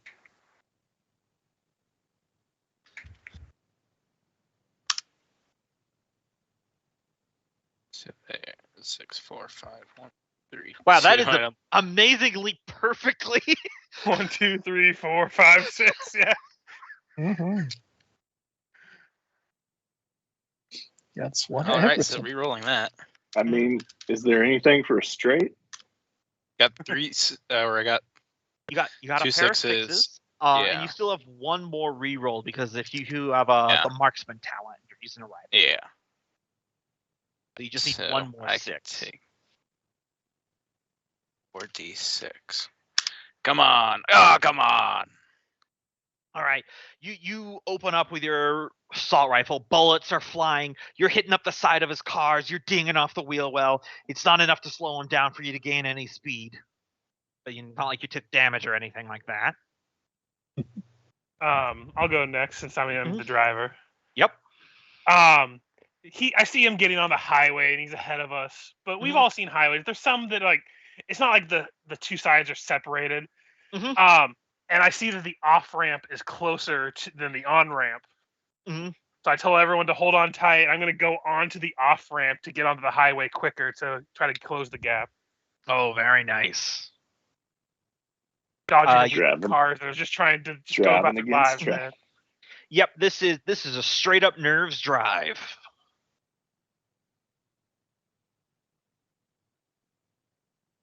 And I will just re-roll those 3 just to see if I get better. I actually have 2 re-rolls anyway, so I can. Yeah, you do. So you can re-roll 2 more dice. Okay. So 4 6s. 4 6s. All right, that increases your speed to 2. Your current speed is 3. Cool. Your gamble paid off. Also, I forgot to mention, Michael, you get an adrenaline for crawling out into the roof and firing an assault rifle from the top of a moving car, because that's awesome.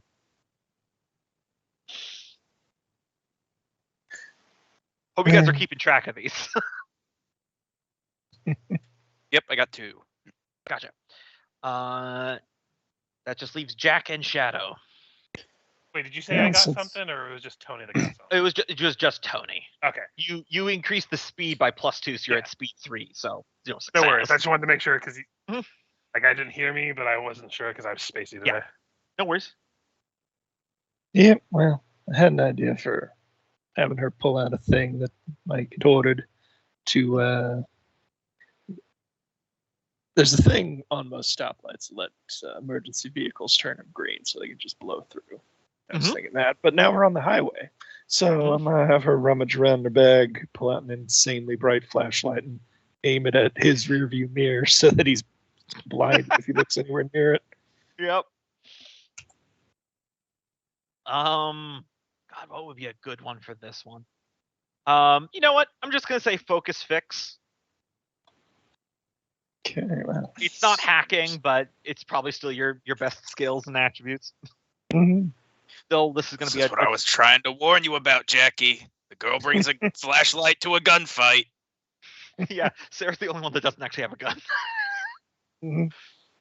All right, so you can just read whatever you want. You're still looking for 3 of a kind on this one. I think that I will keep both the 2s and the 3s. Let's see what these other 2 end up as, because all right, that's a third of a chance to get. Well, that's 3 different pairs. That's that 2 ones, technically 2 succeeds. So that becomes a critical success because you got 3 basic successes. So you managed to increase the car's speed by 1. Huzzah. Yeah, 80s hacking. Yep. Exactly. When it was just like it could do literally everything. Mhm. Well, I'm playing her more gadgety, even though it's not Yeah. a lot of stuff listed. Like, I could go into specifics on a couple things, but keep the scene Yeah. going. Just leaves Yeah. Jack. Jack's just gonna. Excuse me. Jack's just gonna open fire and try and flatten the tire, or hopefully get that that for some reason makes the car jump into the air and start rolling over. Yep. I am familiar. Yep. This will be. I'm going to give you the exact same roll that Tony did. This is going to be a focused shoot. Okay. Focus 2, shoot 3, so 5.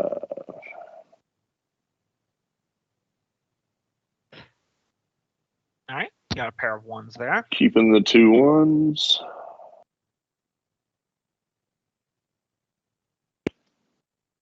Nada. All right. So that's a failure. I also, while you were describing the action, I quickly glanced at the rules. So failing on the action is supposed to reduce your speed by 1. That was my mistake.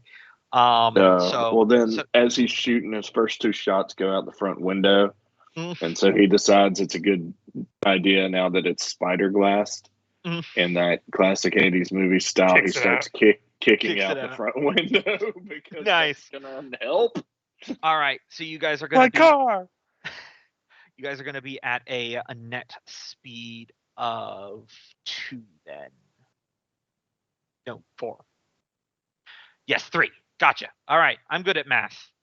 I am in control. All right. Alhamdulillah. Yes. So, the need goes from 0 to 3. All right.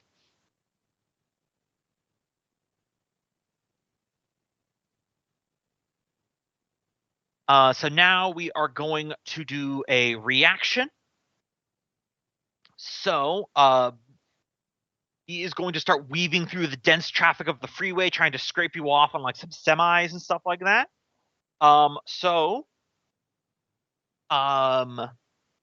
Mike, you're the driver. You're going to need to give me a nerves awareness to avoid traffic. Everyone else is going to need to give me a nerves cool. I will reroll 3, and I will reroll 2 since it's a drive check. Correct. So I have 4 successes, 4 successes. Very good. or I guess like 4 matching. Yes. Yeah, you're taking absolutely you're completely in control. You're not taking any damage. You're not being jostled. The car doesn't take any damage. It also looks like Tony is A-okay. Jack, you've got 3 of a kind. You're also looking good. Sarah, see if you can get another 1.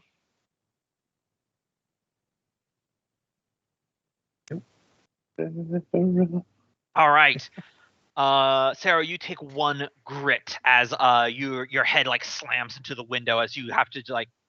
You didn't seatbelt because it is an '80s and you're cool. Because it's the '80s, man. There's no Yeah. seatbelt. So you get slammed and jostled around, which disrupts you. You drop your flashlight. But thankfully you guys didn't lose any. $50. Yeah. Yeah. There's What? You paid $50 for a flashlight? in the Did you '80s. see how bright that was? That thing could bring down a plane. Nothing can bring down a plane. Man, I really wanted to make some kind of joke about, oh my god, that hits a Pentagon. I was about to say, yeah, nothing can bring Women, down am a I plane. right? Nothing can bring down a plane.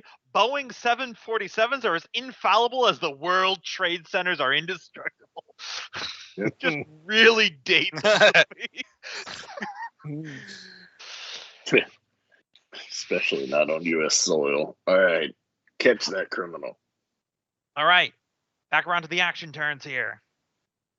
Okay, I will go ahead and use my adrenaline to activate my spin out ability. Mhm. All heroes of the ride are going to be skipping their reaction turn during the chase. Excellent. So that means no one's taking any damage right now for this next round. And then I flip a coin.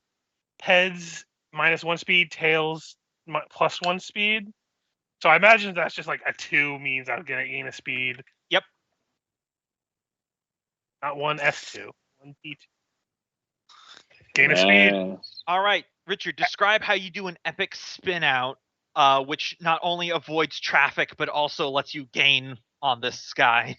So I'm currently still in the opposite direction. I'm driving against traffic at the moment. And I see some construction because there's always construction on every highway. Always in every movie. Water buckets. And I see that there's some gravel that they haven't used the cement on to like reinforce the road, and using the gravel to like skirt the tires. I managed to weave between 2 porta-johns, and then I yell at Tony to hang on as I hit the gravel just the way that it flips the car onto the direction that we're actually supposed to be going. So I'm on the proper side of the highway as we're maintaining speed. Fuck yeah! Now your Nice. speed is Jesus Christ, Mikey, get that hippie hair out of your face and look where you're going. More like You're all Mike right, needs a yeah. razor.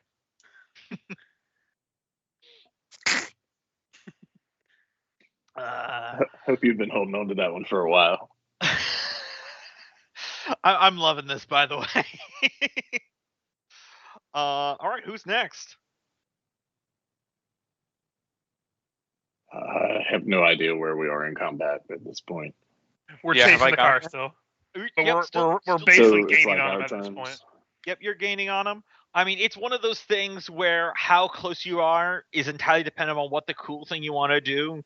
Like, you guys can try to jump onto his car, and even if you're on there, the chase continues until you finish up the meet. It's Well, I know where Get me in Tony's close, going. Mikey. I just throttle the gas as they tell me to get close. you much like a Fast and Furious movie. You shift the car more to make it go faster. You mess with the fucking like the clearly automatic transmission, but I'm messing with it like it's a manual. Why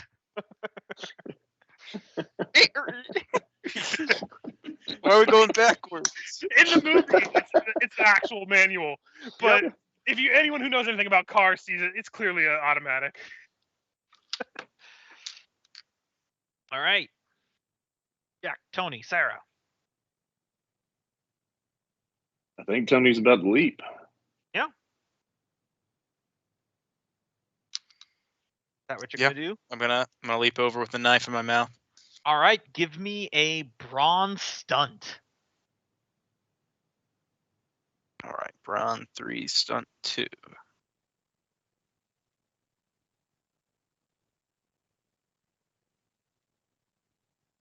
Check if anything here applies.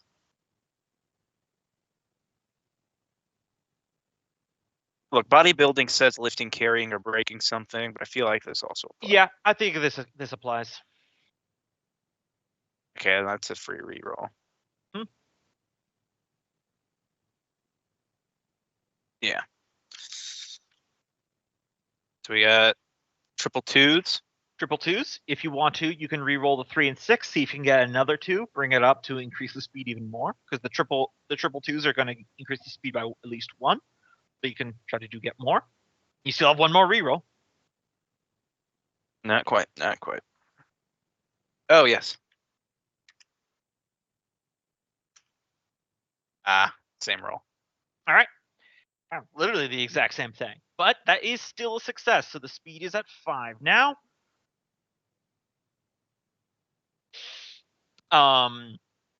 So Mike guns the engine. You get up close. You shoulder the rifle, knife in your mouth. You leap across. You land right on the hood. You're clinging onto it. You hear Jimmy John's yelp, and the car swerves, starts going back and forth. But you are on there, knife in hand. Oh, they make their bread fresh. Jack and Sarah.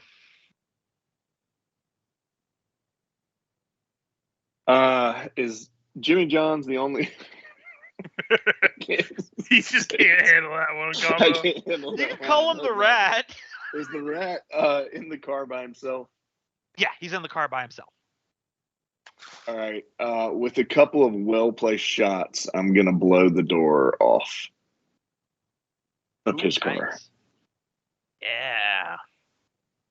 That's definitely going to be shoot. I'm going to say this is focus shoot instead of nerves shoot.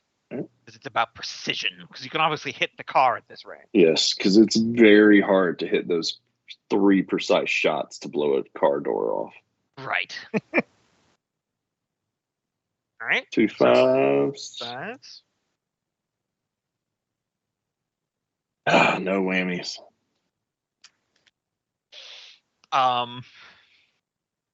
Yeah, so you fire at the car door, bang, bang, bang, bullet holes are going into it. The car door Damn it, Mikey, hold it still.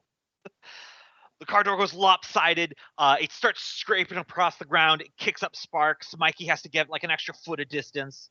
You're gonna pay me for this car, I swear to God. You lose 1 speed.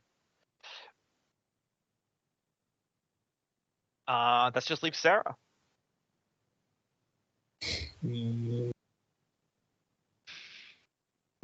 Drawing a blank. At first, I was like, well, maybe I could talk our Mike into doing a pit maneuver, but now Tony's on the car, so that might kill him.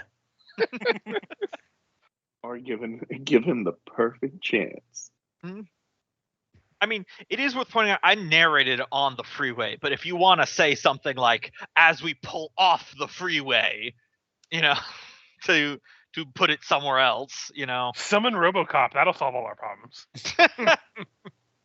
Yes, but I'm not the one with the narrative declaration in my pocket. Mm-hmm. Oh, I do have that. Yep. Everyone summons RoboCop. Guess I'll just try to point out things Mike might miss as we're driving, like opportunities. So. Yeah, backseat driver. Yes, backseat driver. If it fails, it falls into bickering. If it succeeds, he spots something, as I pointed out. The entire time the drive's happening, Shadow and Razor are just comparing who knows more about his daughter. Focus detect. Okay, 5d6. 2 6s, not bad. So 3d6 to reroll. Nope.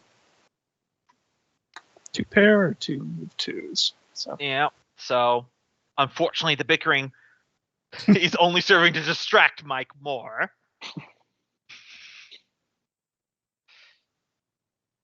All right. However, thankfully to the kick-ass maneuver that Mike did, none of you have to roll reactions this time. I did a sick flip earlier. Yes. The only thing we'll do before I calculate how much need you guys do is that because he hit a certain threshold, Jimmy has 1 adrenaline that he's going to spend, an ability called Rush Hour. So he pulls off the freeway into a section of the inner city, much like where you see on this picture. That's a bit more congested, making the traffic way more dense. So you're going to have to get around it. So this is not your action. This is a special adrenaline only reaction just for Mike, which is a focus streetwise to find an alternative route to not lose him in the traffic. Did focus streetwise? Okay. Yep. It is still driving. Oh, fuck, yeah. You're good. Yeah. Oh my God. I got 1 triple success and 1 normal success. So who would have guessed shifting him into neutral was the key? So before we get even into the actions here, Deja vu. As he goes through traffic that would block you, what alternate route do you take to close the gap even more? So you're off the freeway now. Okay, and he's heading down a normal street in. Yeah, skyscrapers on every side, inexplicable palm trees. So there is a what is it called? A parking garage nearby, and I know that they've been doing some work on it. Yep. So I drive into it, peeling the tires out, going up to the second floor of it, and there is a bunch of construction shit. But I remember clearly they had left this big pile of debris of different rubble that they just hadn't cleared away, and there was just a wooden pallet just laying on top of it, and I use that as a ramp to jump into and out onto another parking garage, another street over that leads to a outer street that meets up closer to where they're heading. I know what? For the parking garage to another parking garage, I'm gonna give you an adrenaline. Listen, that is a trope if I've ever known of one. Yeah, no, I am God, down yes. with that. I believe that first began in Knight Rider and has never stopped. Yep. All right, back to the actions. Tony, you're on top of the car. You briefly think that the other people lost, but then pulling out of the side street, there's Mike and the other in the cars fast behind, but you're still on top of Jimmy's car. And obviously you guys can take whatever action you want, but kind of feels like being the guy on top. Well, going back to that earlier idea, the green light device. Yeah, that would be a focus. Bix will call this hacking. You're able to hack the traffic system somehow wirelessly. You're that good. Maybe you just stick your hand out the window and you get a really long Ethernet cable into a power. You have to do it fast before you run out of slack. Shadowed. Good jobs. So keep the 5s. 46. Oh, Or the 6s will come back with a vengeance. Yep. So that's still just 3 of a kind, right? Yeah, currently. All right, cool. But that does increase your speed by 1 as you're able to stop more traffic from getting in your way. As the Ethernet cable gets yanked out. Yeah. Who's next?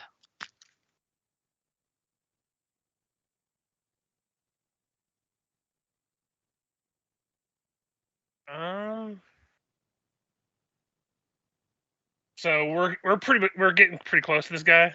Oh yeah. So this is my car we established. Yes.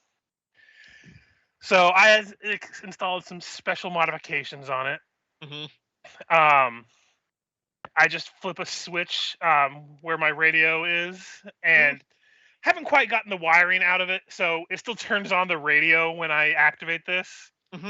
So some 80s like pop song from like fucking what's her name? Madonna comes on as I engage my nitro and like a virgin. Yeah, basically. Search for the very first time. Yeah, this is definitely gonna be a nerves drive. This is your element. Rerolling 4 of those. I'll keep the 5s. Always go with the 3s, man. I'll keep those 2 6s just for a double one, I guess. Yeah. You still have one more reroll. Yeah. So 2 6s, 2 5s. All right. You unfortunately overshoot, and you're like to the side and slightly to in front of him. You know what makes me think? It makes me think of. Have you seen the fucking meme from Umbrella Academy where they're staring at each other in different cars? Yep. You're definitely like side by side with him now. You're looking at each other through the windows. Tony's on the roof. Jack's, I assume, in the passenger seat. He looks at me in the door, or through my door, and sees me. I see him. All of a sudden, no one knows where I came. But I just pull up a bag full of Swiss cheese, and I smirk at him.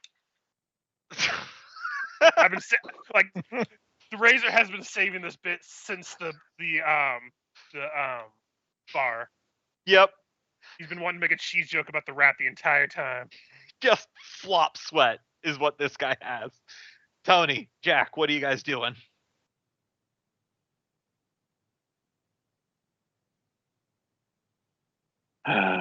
Jack's gonna look ahead and shoot out that construction landing that's gonna fall onto the half propped up manhole that's gonna pop up and it's gonna stop this car chase. It's gonna stop the rat. Oh yeah. Let's call this nerves detect or awareness. I'll let you choose. Same. That's good.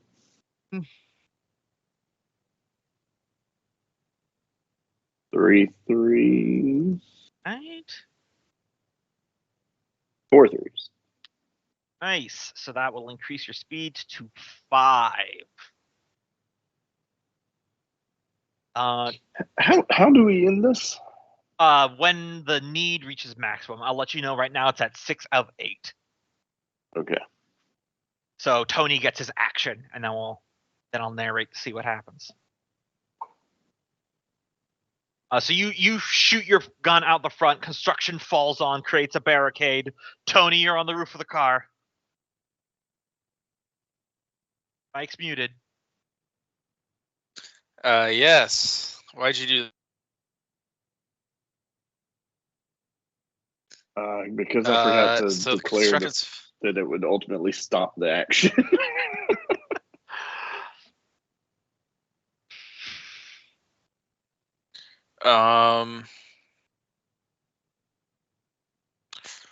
Jesus Christ. I mean, you're onto the car. All you gotta do is just grab cover. him. What? I said you're on top of the car. You just want to just grab the guy? Yeah. All right. Give me a brawn fight. Round fight.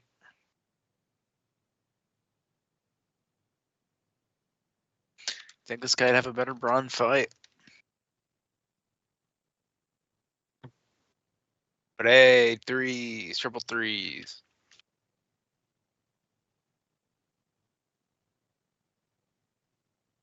Well, But your that's- brawn fight is 6, which is the best. Huh?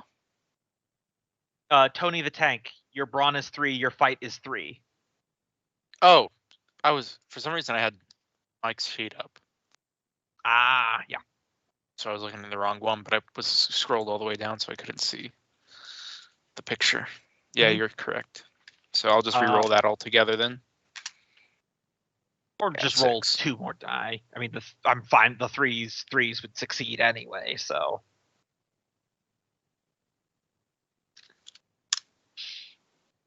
Three. There you go. Quad threes. Puts the speed to 7. That means at the end of these actions, it's very much filled up. So Tony, you reach down. Wait, do you go through the window or do you just use the knife and open up the hood of the top of the car? I reached through the window. All right. So you grab him. You're hauling him out. No roll. You can describe how do you get yourself and Jimmy out of here before his car hits the ensuing wreckage that Jack has created in front of you guys.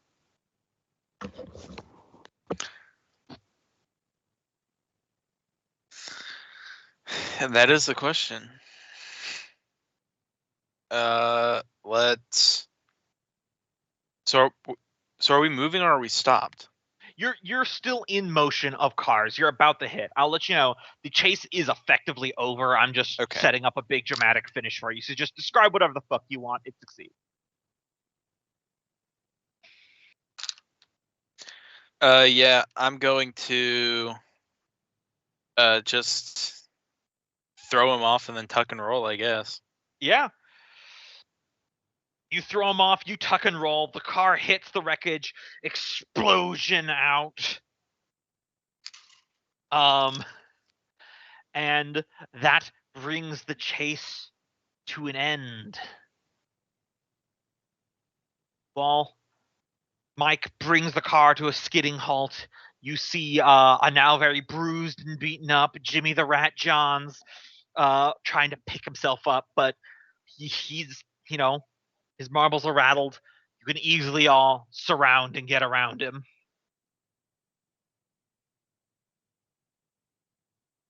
I'm grabbing him by his collar and throwing him up against the nearest wall. Absolutely. I don't know nothing. I don't know nothing. You got nothing on me. Do you know what the Viet Cong used to do to us? They'd plant the bamboo right below our bodies, and then they'd let it slowly grow up through your abdomen until you were impaled by nature. And do you know what the Viet Cong called me?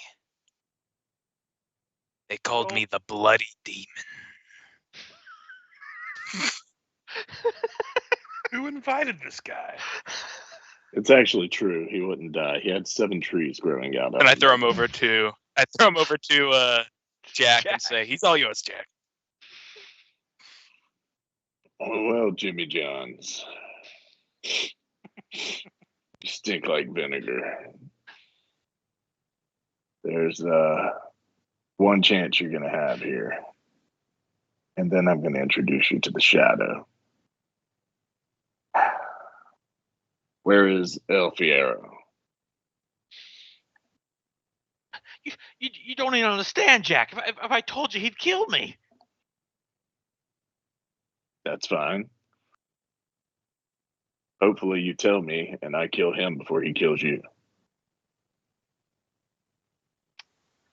There's some logic in there. Yeah, I agree. Give me some nerves speech. I'll say your lie to me talent also factors in here. Is that a free reroll? Okay. That's a free reroll, yeah. Also, in my head, Tony pressed him up against a wall and then said, "It's all yours." And he hands you to you, and Jack presses him up against a different wall on like the opposite end of the alley. That's good. All right. Assuming you kept. Oh, shit, yeah. So, what is that? Is that just a basic success? I have no idea. Well, what did you keep? And I would have kept the 3s from the first roll and re-rolled 2 and gotten 2 6s. So 2 3s is all I really have. All right. So this is a good one.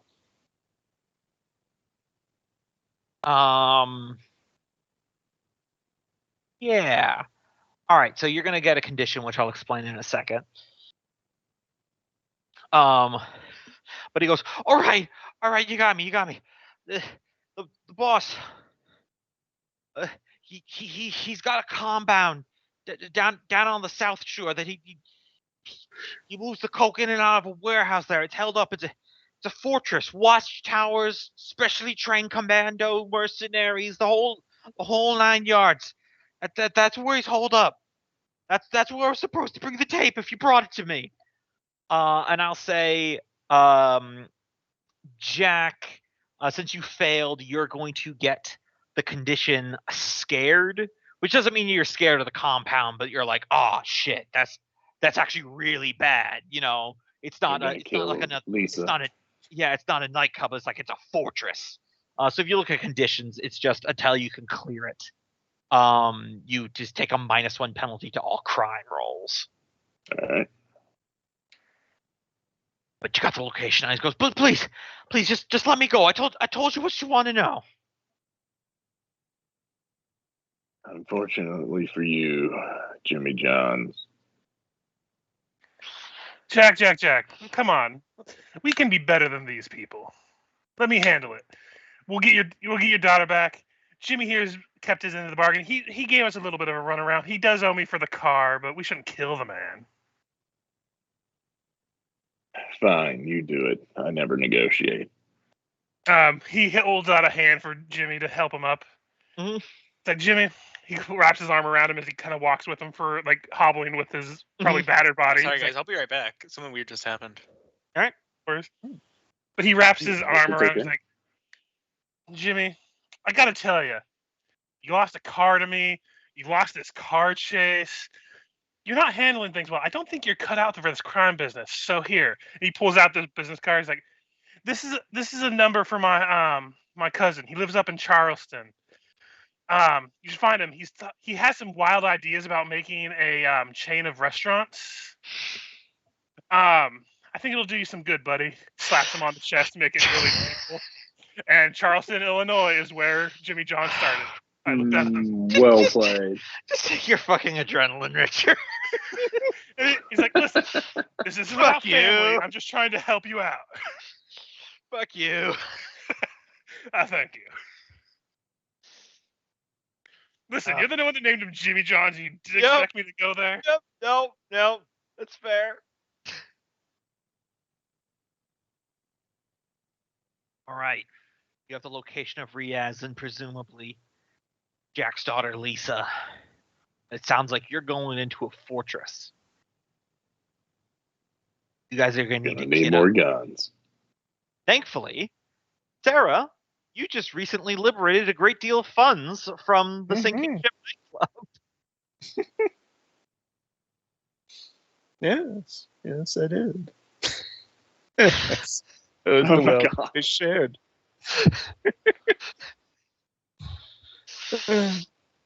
All right, so this is going to be a rest. So you guys instantly can reset all your grit to 0. And you each get 2 actions. You can remove a condition. That's an action. You can go shopping to buy any equipment from the equipment handout. You have $15 that you collectively share. Or you can take this time to try to do research on the threat, which will be another roll. All right. Well, Jack's gonna remove a condition. Scared, as he does. Research can be tied to his skills. Let me look at his skills if he has anything that'll. All else fails, you can always just take some of that money that you guys have and buy some stuff. Well, he's in the. I have a question, Gombo. Yes. Can I use one of my actions to say, like, I have a connection in the police department that can hook me up, and I can basically up our money for equipment by like getting a connection to like unload a truck full of goods for us? Oh, so you're gonna like snitch to the cops to get some finder fee? No, not even snitch to the cops. Like, I know somebody there, and like, hey, I'm in some shit. I need Let some us help. into the evidence locker. Like evidence locker, or like he comes in, like this guy that's like a crooked cop comes in with a trunk full of guns and shit from the police department that we can use to say supplement our income, basically, just to up our like what our we can buy with. Yeah. Look, Alex won't talk to me anymore, but he knows that the police force is never going to bring El Fierro in. You give him a call. He'll step outside. Let's call this. This will be one of your actions, but it'll still count. Let's just call this a crime streetwise. Yeah. I know all the crooked cops. That's why I know Jack Steele. Okay. I'll re-roll 3 of those. True to his backstory. Well, I have two successes. You have of 2 critical successes. All right, so you gain $10 additional worth of money in goods. You run it up through the line. You know a crooked cop who often bets on street races. You give him some good tips. And you hear from the grapevines that it turns out that not just this one guy, but Chief Harding, who runs the local precinct, the chief that Jack Steele used to work with, caught wind of what you guys are doing, and they're gonna give you access to the evidence locker on the down low. So you now have $25 worth of cash to spend. I would vote we should probably spend like 9 of it so we can all have, or I think 11. Hold on, what's the equipment say? Bulletproof vests might be a good purchase. So that'd be $12 out of that, and we would all have bulletproof vests. Unless anyone has objections to that. Yeah, what does it mechanically do? Help. It either adds +1 to a check, or it just makes it automatically pass. So in the case of bulletproof vests, that just means if I describe someone shooting at you, you just get 1 additional die to the reaction roll. I don't know. That's a lot of money on defense. I think we just need to buy out rocket launchers and blow the whole fucking place up. well, I'm buying a bulletproof vest. At least $3 of that dollars is going towards my vest. That's fair. Actually, while you guys are ruminating about this, I'm going to take a quick bio. And I mean, we got $25. Does everybody want to just split it $5 each? Sure. Wait, but there's 4 of you. I was like, there's 4 of us. He was going to try to. I was counting the GM. Sorry. So that'd be $6 each, and I'll just take the extra $1 since I got us the extra money. Also, before I go to the bathroom, I know that they made the prices low just because it's not a loot-based system, so they didn't need to overcomplicate it. But there is seriously a joke about 1980s money inflation in there. Yeah, there is. I bought a rocket launcher for $2. All right, I'll be right back. Yeah, this is straight up 1980s Terminator pulling into some Mexican sandlot, and he uncovers the bunker with all the guns. What do you need? Well, I got $5. What can I get?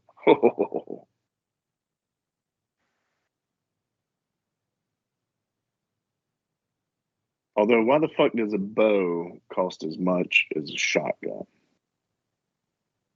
For when you're doing a fantasy action movie, maybe? I don't know. Rambo.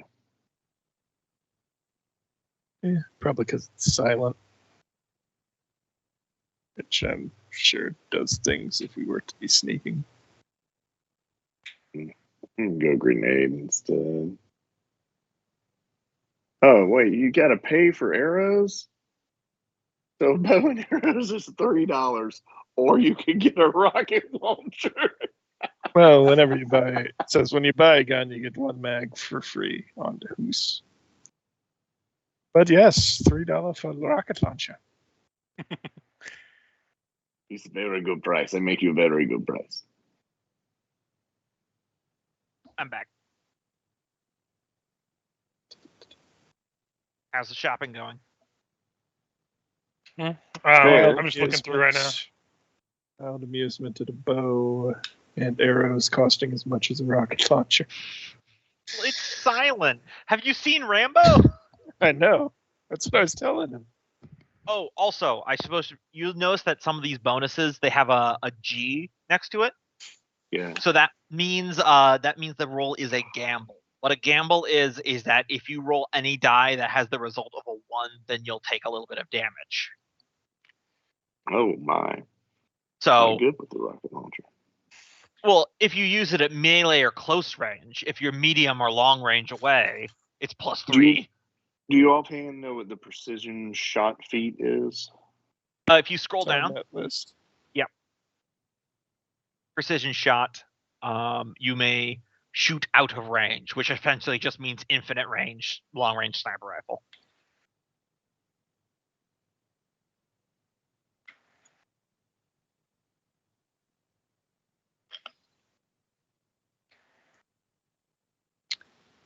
Yeah, And I was gonna say every weapon comes with a mag in it, but you can buy additional mags for $1. I feel like I really want to buy a sword. I mean, knife/sword, it's mechanically the same. I'll probably get a bulletproof vest and a lockpicking set. Imagine someone offers her a gun. She's like, I don't know how to use this. Can't I bought you myself- not using the rocket launcher? Here's a bow. I got myself a bulletproof vest, a submachine gun, and 2 extra mags for the said machine gun. Yep, and he So still I has his have a shotgun. shotgun and a submachine gun now.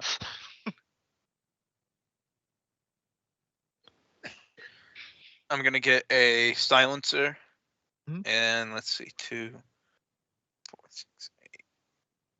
Actually, I'm just gonna get 1 mag for that. I'm gonna buy a toolbox. Well, to be fair, it's $1 for 2 mags. Oh, $1 for 2 mags. Okay. 4 Yep, that's what the grenades. parentheses is. Okay. Yeah, I didn't see that. So yeah, then Yep. I have an extra $1. I'm gonna get the toolbox. Sorry, how much money Never do we know. have to spend each? 6. 6. I had an gotcha. extra $1 since I got us an extra $10. Yep. Since we just divided it evenly, and it was odd number. 4, 6. Okay, I'm getting a silencer and 2 grenades. Bitchin'. Oh yeah, then I'd have $1 more. But you got a silencer. Oh yeah, What you do you up like need? a Terminator. Yeah. What do you want, Kenneth? I was just saying I got $1 more then. Oh, I Is thought that- you were saying you wish you had $1 more. Because No. I've really got my eye on those elegant clothes. Also, I like that Tony the Tank is carrying an assault rifle with a silencer. Yeah, it explicitly says on the silencer it could be on a pistol, assault rifle, or precision rifle. No, it's just funny. Like, I don't picture assault rifle and silencer, but I'm like, it is in the rules. It's not that Yeah. weird. Like- If it Does the you could have grappling a- hook I mean- come with rope? Yes. Yes, it's not that kind of game where we would micro that out.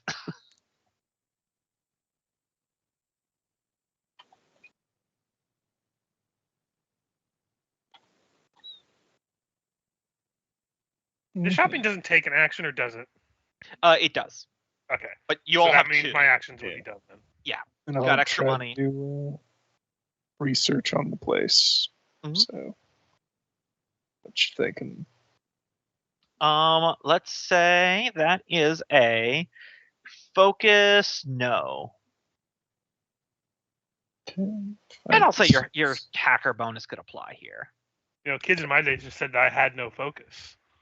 But now it's focus no. Hmm.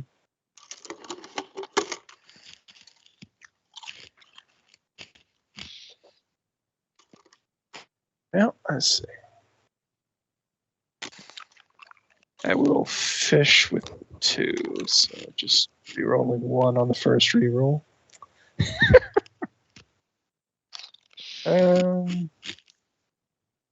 You re-rolled a Actually- 2 for a 2?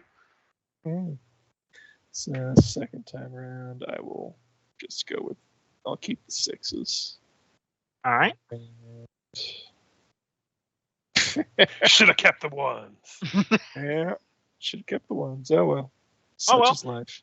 Well, Yeah. with a basic success, you get some word on the street about these commandos that were trained by the CIA during the Cold War, which is still technically ongoing. Now that I say that out loud, that Alfaro's contracted to help protect the place. They're pretty mean customers, not like the goons that you fought back in the nightclub. So that will give you a bonus on the upcoming scene that I'll explain when we get there. So that was enough to get you on the board, though. Yeah.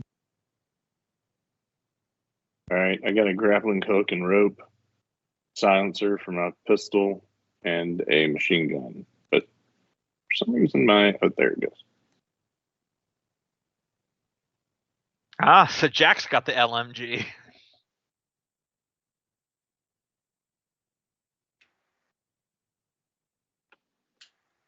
All right, just let me guys know when you guys are done shopping.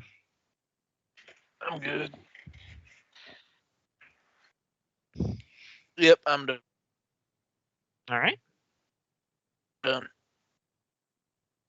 sounds like we are good then.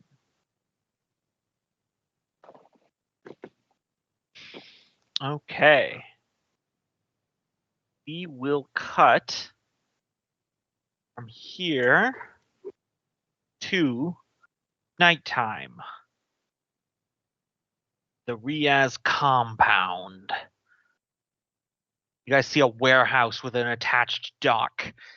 watchtowers with spotlights searching the area, surrounded by fences, armed patrols of guys wielding assault rifles, bulletproof vests, berets, dogs, the whole 9 yards. Looking through some binoculars you see a helicopter touch down on the roof of the warehouse. Stepping out is Riaz, and you see a couple of the arms goons pushing Lisa behind him as they go into the warehouse.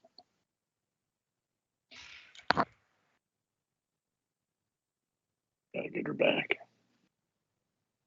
All right. So how we're going to handle this is we're going to have a compound infiltration scene.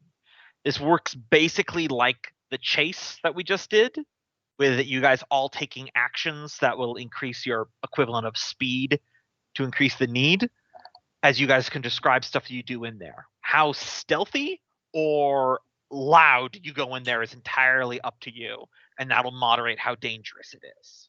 Make sense? Question. Yes, Yes. big question. Hmm? Because we don't have a lot of time left. Hmm? Could I use my spotlight Yep. to narrate how we get in without having to do that? Sure. All right, so the two dudes with silenced pistols going around, classic, out of the bushes. Tap, tap, tap, tap, tap, tap. Tony the Tank coming around a corner. He tosses something. They look one way. He grabs their neck and snaps it. The Shadow, who I've now given, Tony gave one walkie-talkie to, radio into us. Not now. Hold on 3, 2, 1. Silence. Simultaneous pistol shots through the windows, taking out more guards. Basically, complete silent entry, as if SEAL Team 6 just came in. He actually just Navy SEALs, the 1980s movie with Charlie Sheen, comes in.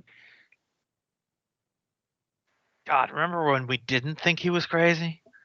Oh my God. Wait, we ever thought he was sane?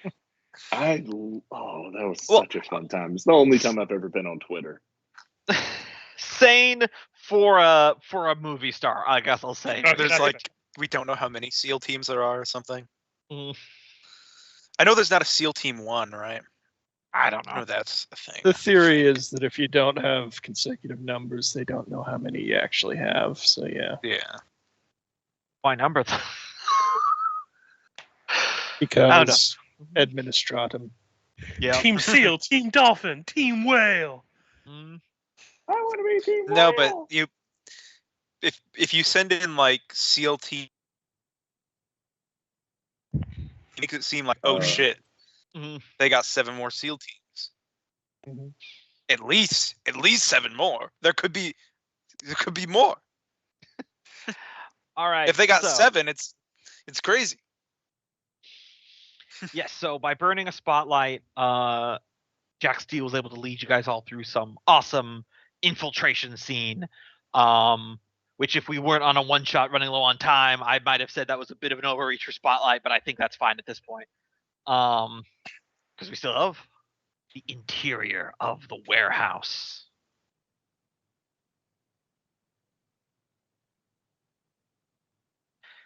You guys are inside the warehouse, stacked storage crates everywhere. You're slipping through the cover. And then you hear a voice ring out. Carlos Riaz. I had a feeling you would try something like this, detective. He's up on a catwalk, gold-plated Desert Eagle, pointed at the head of Lisa, who he's holding by the arm. Several of the armed goons in vests fan out across the warehouse, rifles up. When one of my men said that you shot up the nightclub, I had a feeling you were coming. I could only assume that you want to do something stupid. Well, I hate to say it, but our long rivalry is coming to an end this night. And you brought in your little friends to die too. I must say, as your intuition becoming keener and keener, how impressive.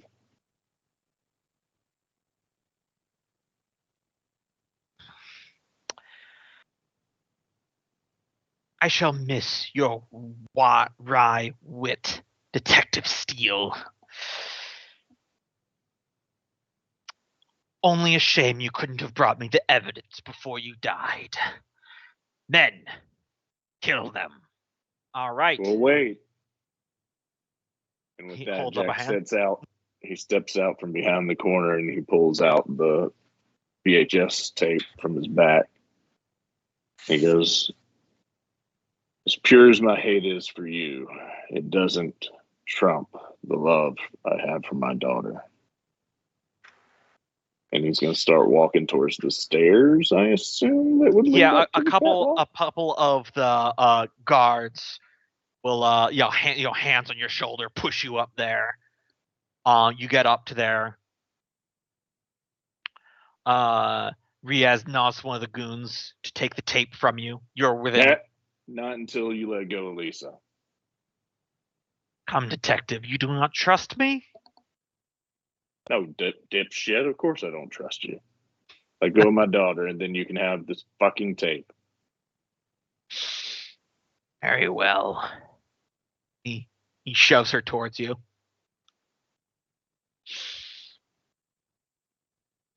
And the tape. He long extends the tape out, One but of the just a guys- little bit too far to the left, and he drops it off the side of the catwalk and says, I never fucking negotiate with terrorists. And he takes a shot at him. Yep. And we'll kick off that combat. El Fierro.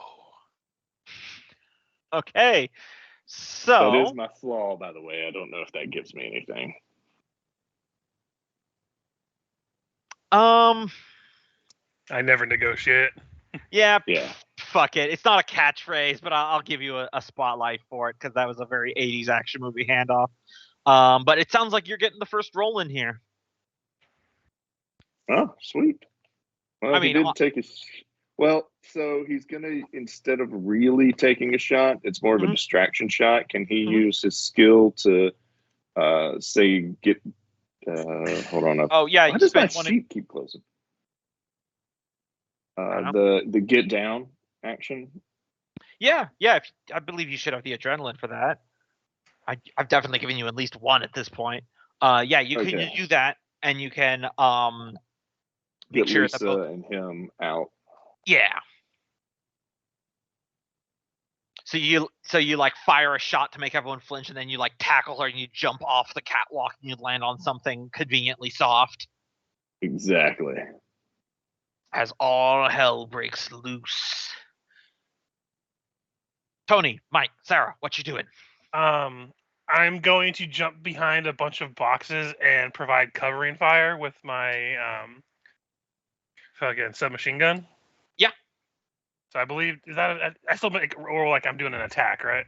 No, covering fire just lets you spend an action to automatically add a +1 die to everyone's reaction, and because you have automatic fire, you also get one. But it expends the mag in your gun. Okay.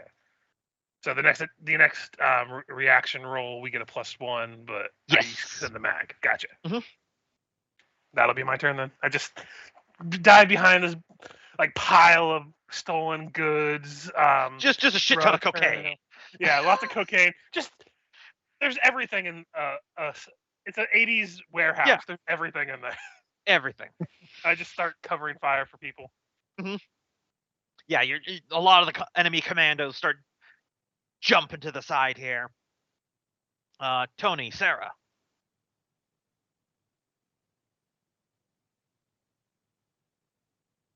All right, I'm gonna grab one of these guys. Mhm. I'm gonna grab one of these guys and do the rundown using the human shield, and my bullets are going through him, but for some reason their bullets aren't. Yep.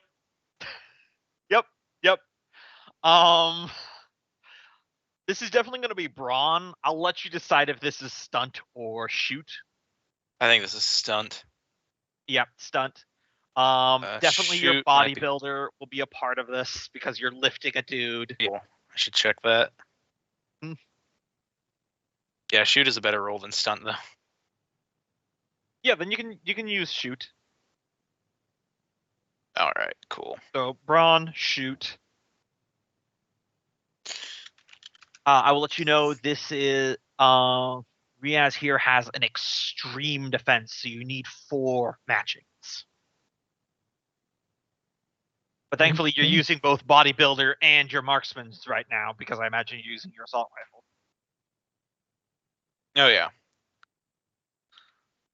So that means you have a total of 3 rerolls in addition to the initial roll.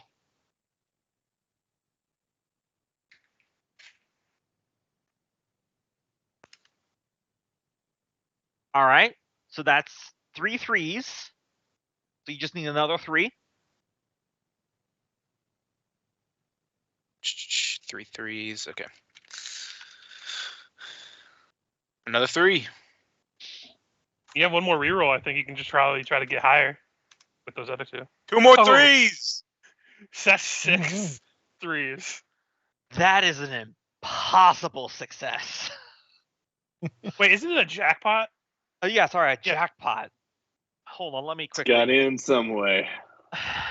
Let me quickly look at this. Tony the Tank. Did he just? I'm listening, but I gotta pee. Yeah, it's fine. Please mute.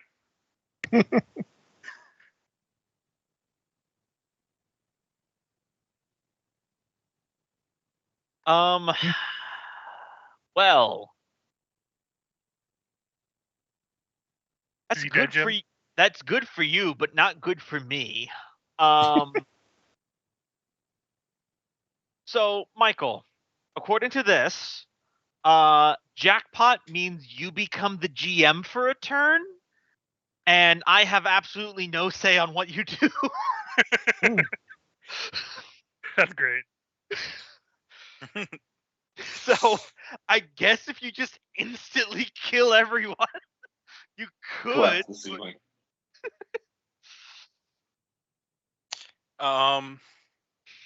So you have not only control of Tony, you also have control of Fierro and all the commandos in the scene right now.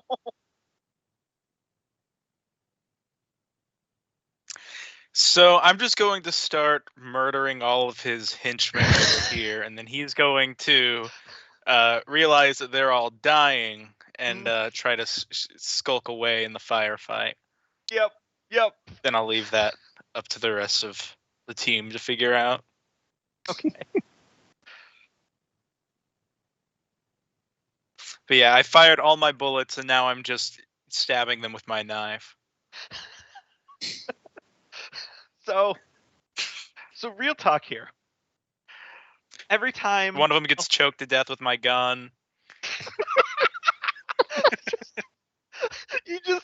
you charge forward, you're shooting Crushed guy, by a killing a bicep. bunch of people, you run out of ammo, and you stab a dude through the mouth like a bayonet. You drop the mag, you insert a new one, and then you lift him up and you fire through his ass. He That's looks 80s like action for Hagen, but he fights like Brock Sampson. Okay, so there was an entire boss mechanic for this boss fight where every time you damage him, he was going to get a point of adrenaline. Then he could spend adrenaline to call back up. There's going to be this entire thing where every time he does it, he summons a commando squad, and per the mechanics of the game, you have to defeat the commando squad before you can damage him again. So he's got a really small pool of health. But I feel like Michael just completely destroyed that mechanic he killed all the commandos in a 2-mile radius. Yep. Everyone is dead. I could completely nullify that mechanic. Split screen to 2 At guys this- drinking coffee out at like the guard tower, and one shot goes through I both was- of their heads. I was gonna say, in the movie, Tony leaves after he kills everyone here, and he's just killing. He somehow knows where they all are and is killing everyone associated with them. There's in the end credit scene, it's just like 2 guys drinking coffee, then red dots appear on their forehead. So future one-shot idea. We get a machete spin-off of Tony the Tank. Yeah, I was about to say, the camera pulls back and we see everyone in the movie theater, and someone with a soda leans over to their friend. Dude, that guy should have a movie. All right. Okay, Steel Vengeance 2, Tank Attack. Working on it. No, it's on a boat. It's called Fish Tank. Even better, yes. Yeah, the boat. It's always on a boat. I swear to God. I wondered why scuba gear was an item. Yep. Mhm. Okay, so Sarah, Mike Yeah. laid down suppressive fire, which seems slightly moot other than making a Fierro scared because Tony is currently in the process of murdering every single person single-handedly. Mhm. Yeah, and the only thing I'd come up with is hurrying over to help Jack and Lisa off of whatever they landed on into some form of cover. Yep. We'll say Jack can get help on his next action from that. You don't have to roll, so he just gets one additional die. Mhm. Mhm. Sorry, I'm just lost in the mental image for the rest of this fight. It's just Tony murdering everyone. Oh, It's great.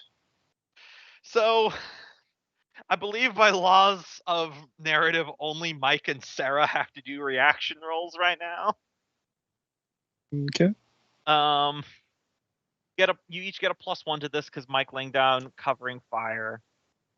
Also done the if it's bullets, the vests. Yeah, the vest also helps us add 2. Yeah, here's perfect. I actually wrote down some example attacks. Carlos is trying to escape in the chaos of Tony completely murdering his entire organization like the Punisher. Crime awareness to not lose track of them. And it is going to be an extreme success, so you need to get 4 of a kind. And you get a +1 from the covering fire, but not from your vests. Yeah. So crime awareness, it's 4 +1's 5.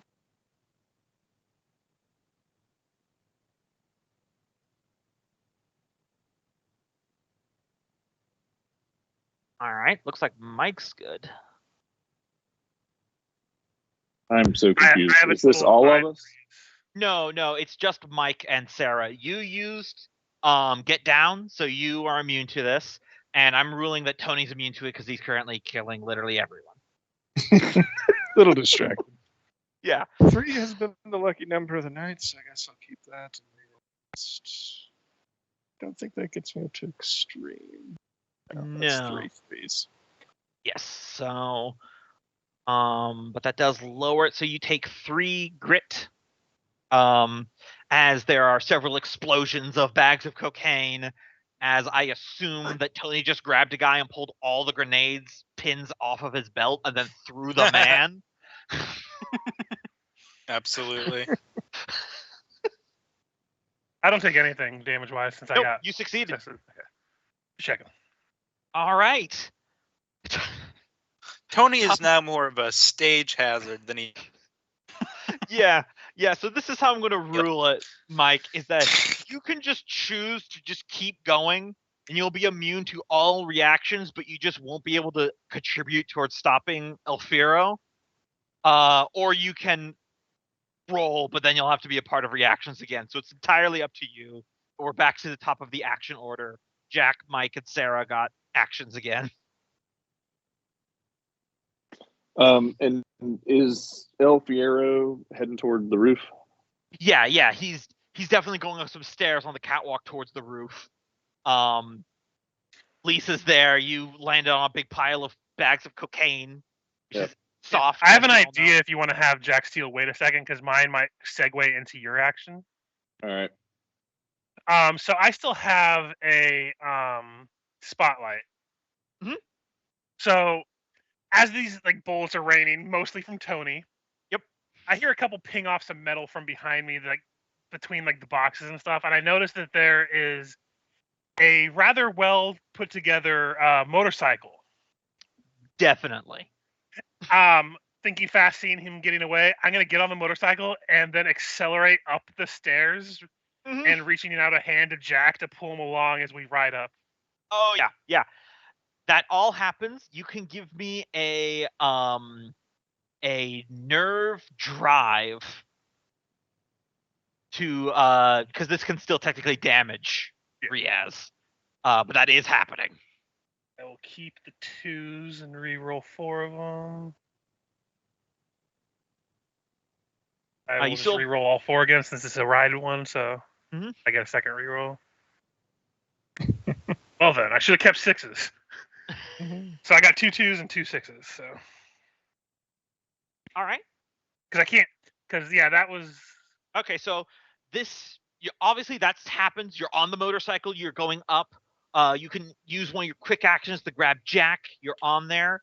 Per the rules, since you have an extra couple bonus ones, you have more quick actions, which you're obviously using to close in.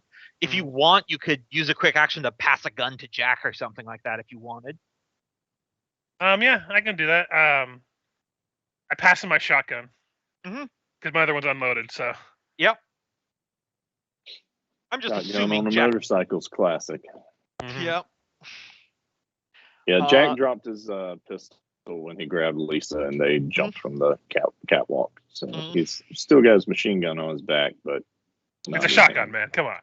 Oh, he's got a machine gun and a shotgun. Yeah. No, that's on his back, but now he's holding a shotgun in his hand and holding you around the waist in an awkward 80s, so I'm not gay man way. Yeah. Meanwhile, I'm wearing a deep V-cut Hawaiian shirt. And it's like very. I am the one that's trying to flirt with everybody, kind of character. You are the sex. He is the 86. Cocaine and what we later would find out was HIV. All right. Jack, Sarah. How you doing? You got actions now. Jack, you're on a motorcycle. Ganging up on him. Sarah, you got ideas? My first thoughts is just get out of here with Lisa, so... That's very appreciated. They're sewing lesbians with each other. Yeah, it's very... That's what the fandom in 2024 would be saying, but all the fans from all the fans from the 80s deny it for some reason.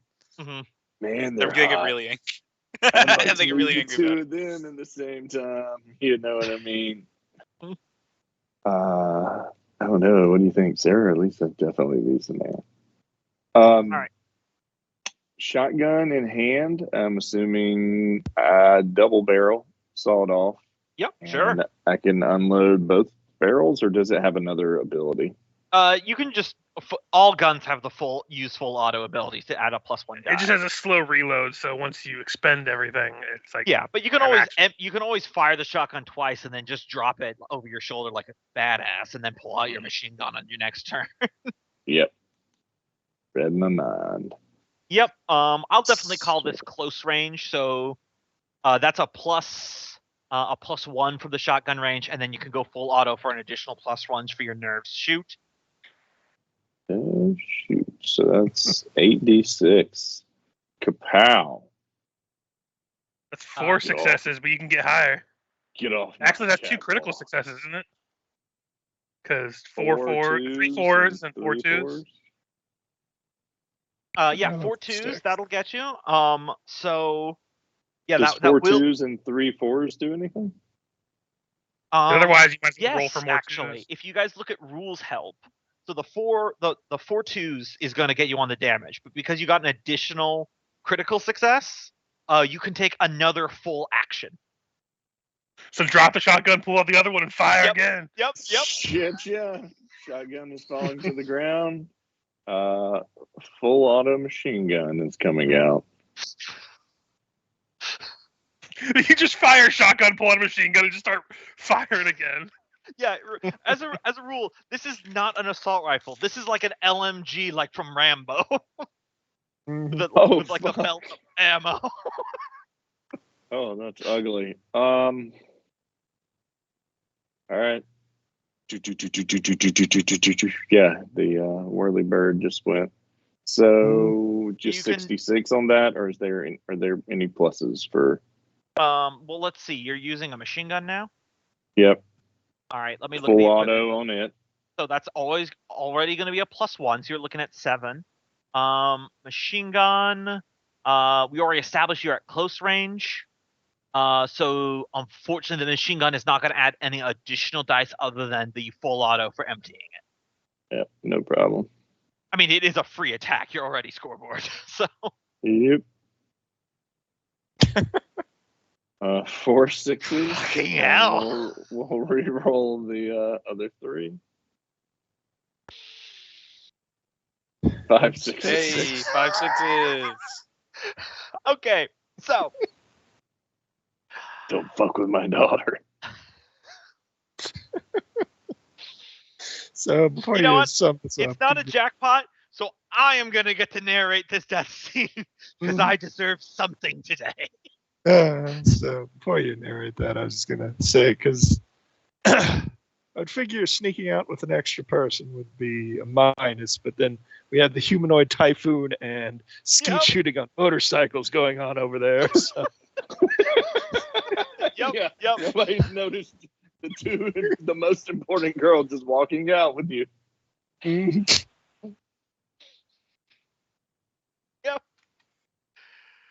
Yeah, so you're out with Lisa. You get cleared. So what we see, remind you, guys get in your Subaru.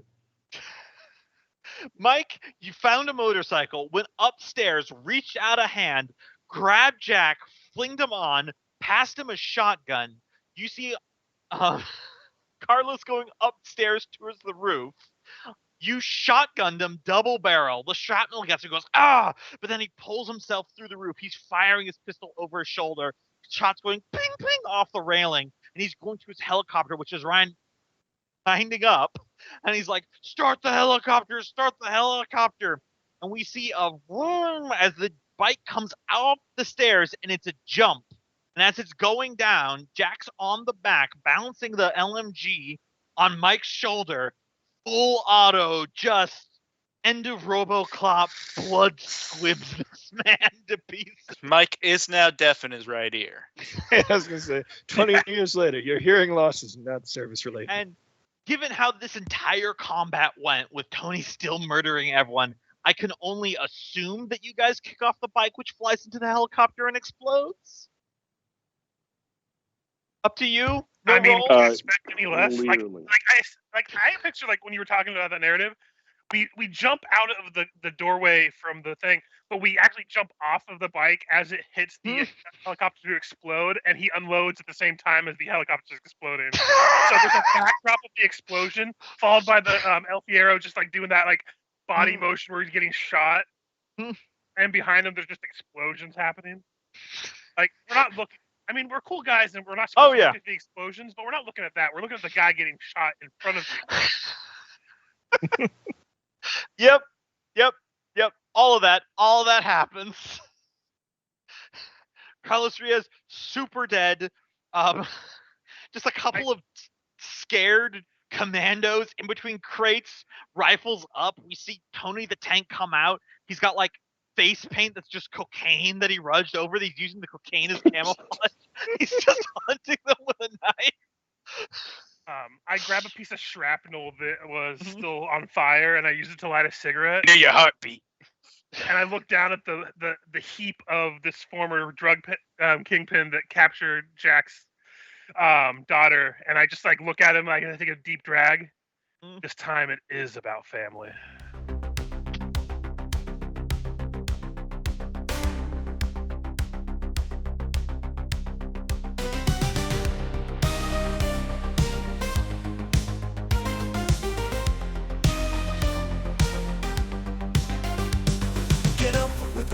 Sun, fist clenched, weapons just begun. See resolve in the mirror's face. Push the limits, step the pace. There goes glory in neon lights. Night fights, city sights. Heart pounding like a beating drum. Strike the kingdom overcome. Steel vengeance flames inside. Glow of power, time to ride. Through the pain. Push the pain, push the strain. Setting free. No chains.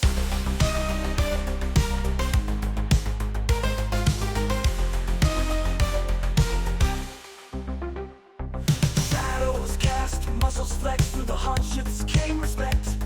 Beyond the fear, dawn breaks.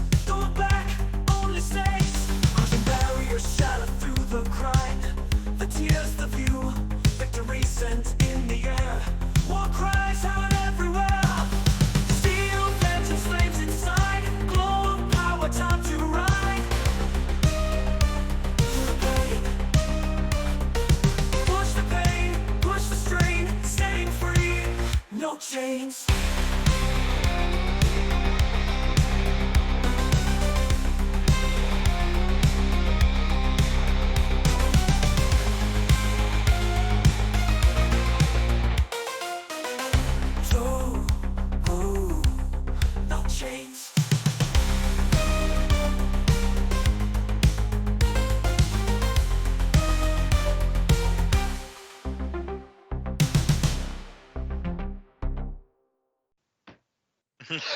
And close. Yep, credits. I was gonna do something else, but nope, that's credits. Because as I established in a previous conversation with you guys, I love how 80s action movies shortly after the big action scene, they just like within 3 minutes it's credits. It's over. Yep. It's over. Yep. You saw what you needed to see. Let's go. Just absolutely massacred that boss fight. Tony comes out. He's more blood than man. None of it's even his. All right, credits roll. Steel Vengeance. Good job, I everyone. enjoyed it. No, I definitely like the system. The dice pool is the least offensive dice pool I've run across so far. Yeah. It doesn't feel completely shitty when you do other dice pools and you just can't get a success no matter what you try. Mm-hmm. But That's that's just because my you opinion. could win with ones. Yeah, Yeah. that helps. It's a fun system for doing stuff exactly like this. Well, I can't wait Yeah, for that the was sequels. Fish Tank, You Steel Vengeance 2, Shark Tank. Shark Tank. Yeah, there we go. We see Steel Tony Vengeance ride 2 by. jumping the shark. No, we have to Even better. incorporate Tank's name because he'd be the main character. Yep. Yeah, you're right. Jumping the shark tank. Oh God. Oh Oh, man. God. Good game, everyone. Shark Tank Vengeance. I'd never run this system, so I didn't know how certain things were gonna go. I mean, the way you set up combat, yeah, it went fast, but for a one-shot, that's probably for the better Yeah, anyway. It's designed to go pretty fast, honestly. Like they said, the highest any enemy should have was 12 HP. You know, those goons that you fought at the beginning were 8. Yeah, the car scene took the longest, and if I had realized I could have just stopped it with my narrative, I would have done so. But luckily, I had that for breaching into the building, so we got finished. Yeah, well, this is very much a system that's not designed to do like long D&D campaigns. It's very much designed to be like a 2 or 3 session thing. I could easily see how if we wanted to go in more depth, you could do the 3-act structure of a movie and have each act be a session. But it can also one shot together. I think are we still in recording? Because I was gonna say if you haven't on Roll20, you could play the outro for the song that you generated for Steel Vengeance. So it's on the recording. Oh yeah. Tab. Yeah. Or you could just add it in the recording later. But I wasn't sure if you wanted to go through the extra effort, Kenneth. Yeah, you could have made the first nightclub a longer fight, and that could have been like Act 1, and we gain information we need to go through Act 2, and then you know, each one could be a one shot like that. I could totally see that. Yeah. I can slap it on. Yeah. All right, I'll just drop it into the chat then. But yeah, Gombo, great job capturing so many pieces of so many movies. Yeah. Holy cow. I felt Scarface was button heads with Rambo was button heads with, oh my God. There's some Commando with Arnold Schwarzenegger in here as well. With the whole daughter getting kidnapped thing.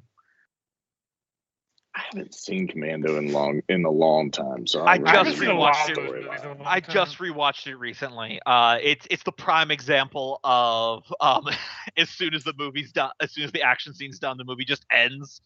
Because it has this big scene of him shooting up this compound and then having a knife fight with the main bad guy, and then he gets his daughter, and the military shows up, and they're like, "We would really like you to come back and restart your unit, John Matrix," because that's his name.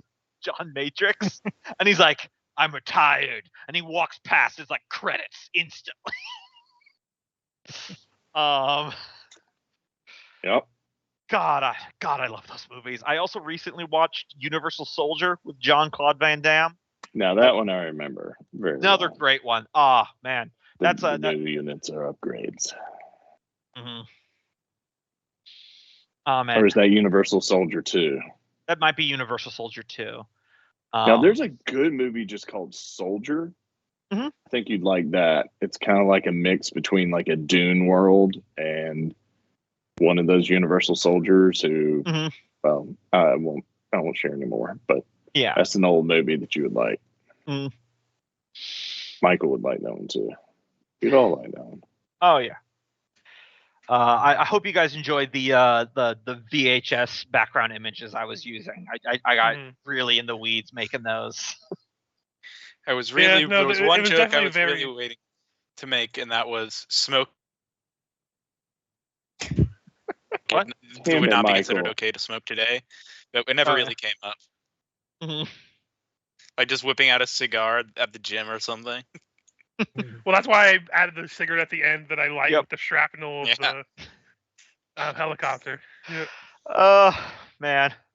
Yeah, this is another one of those systems that I'm adding to the old repertoire of this is good for one shots and stuff Oh, very like good that. for one shots. Yeah. Yeah, I'm more than happy if you guys want. I can share the core rulebook. It has a splat that I also got called Action Flicks, which is a bunch of like how to modify the same rules to appear in different genres, and the entire thing is just knockoff versions of pre-existing movies. Like they have Night Wars, which is just liberally just Blade, or the one that's just Star Wars, and it's like you barely modify the rules. Like you barely modify anything, and you just do this because it's mostly just narrative descriptions.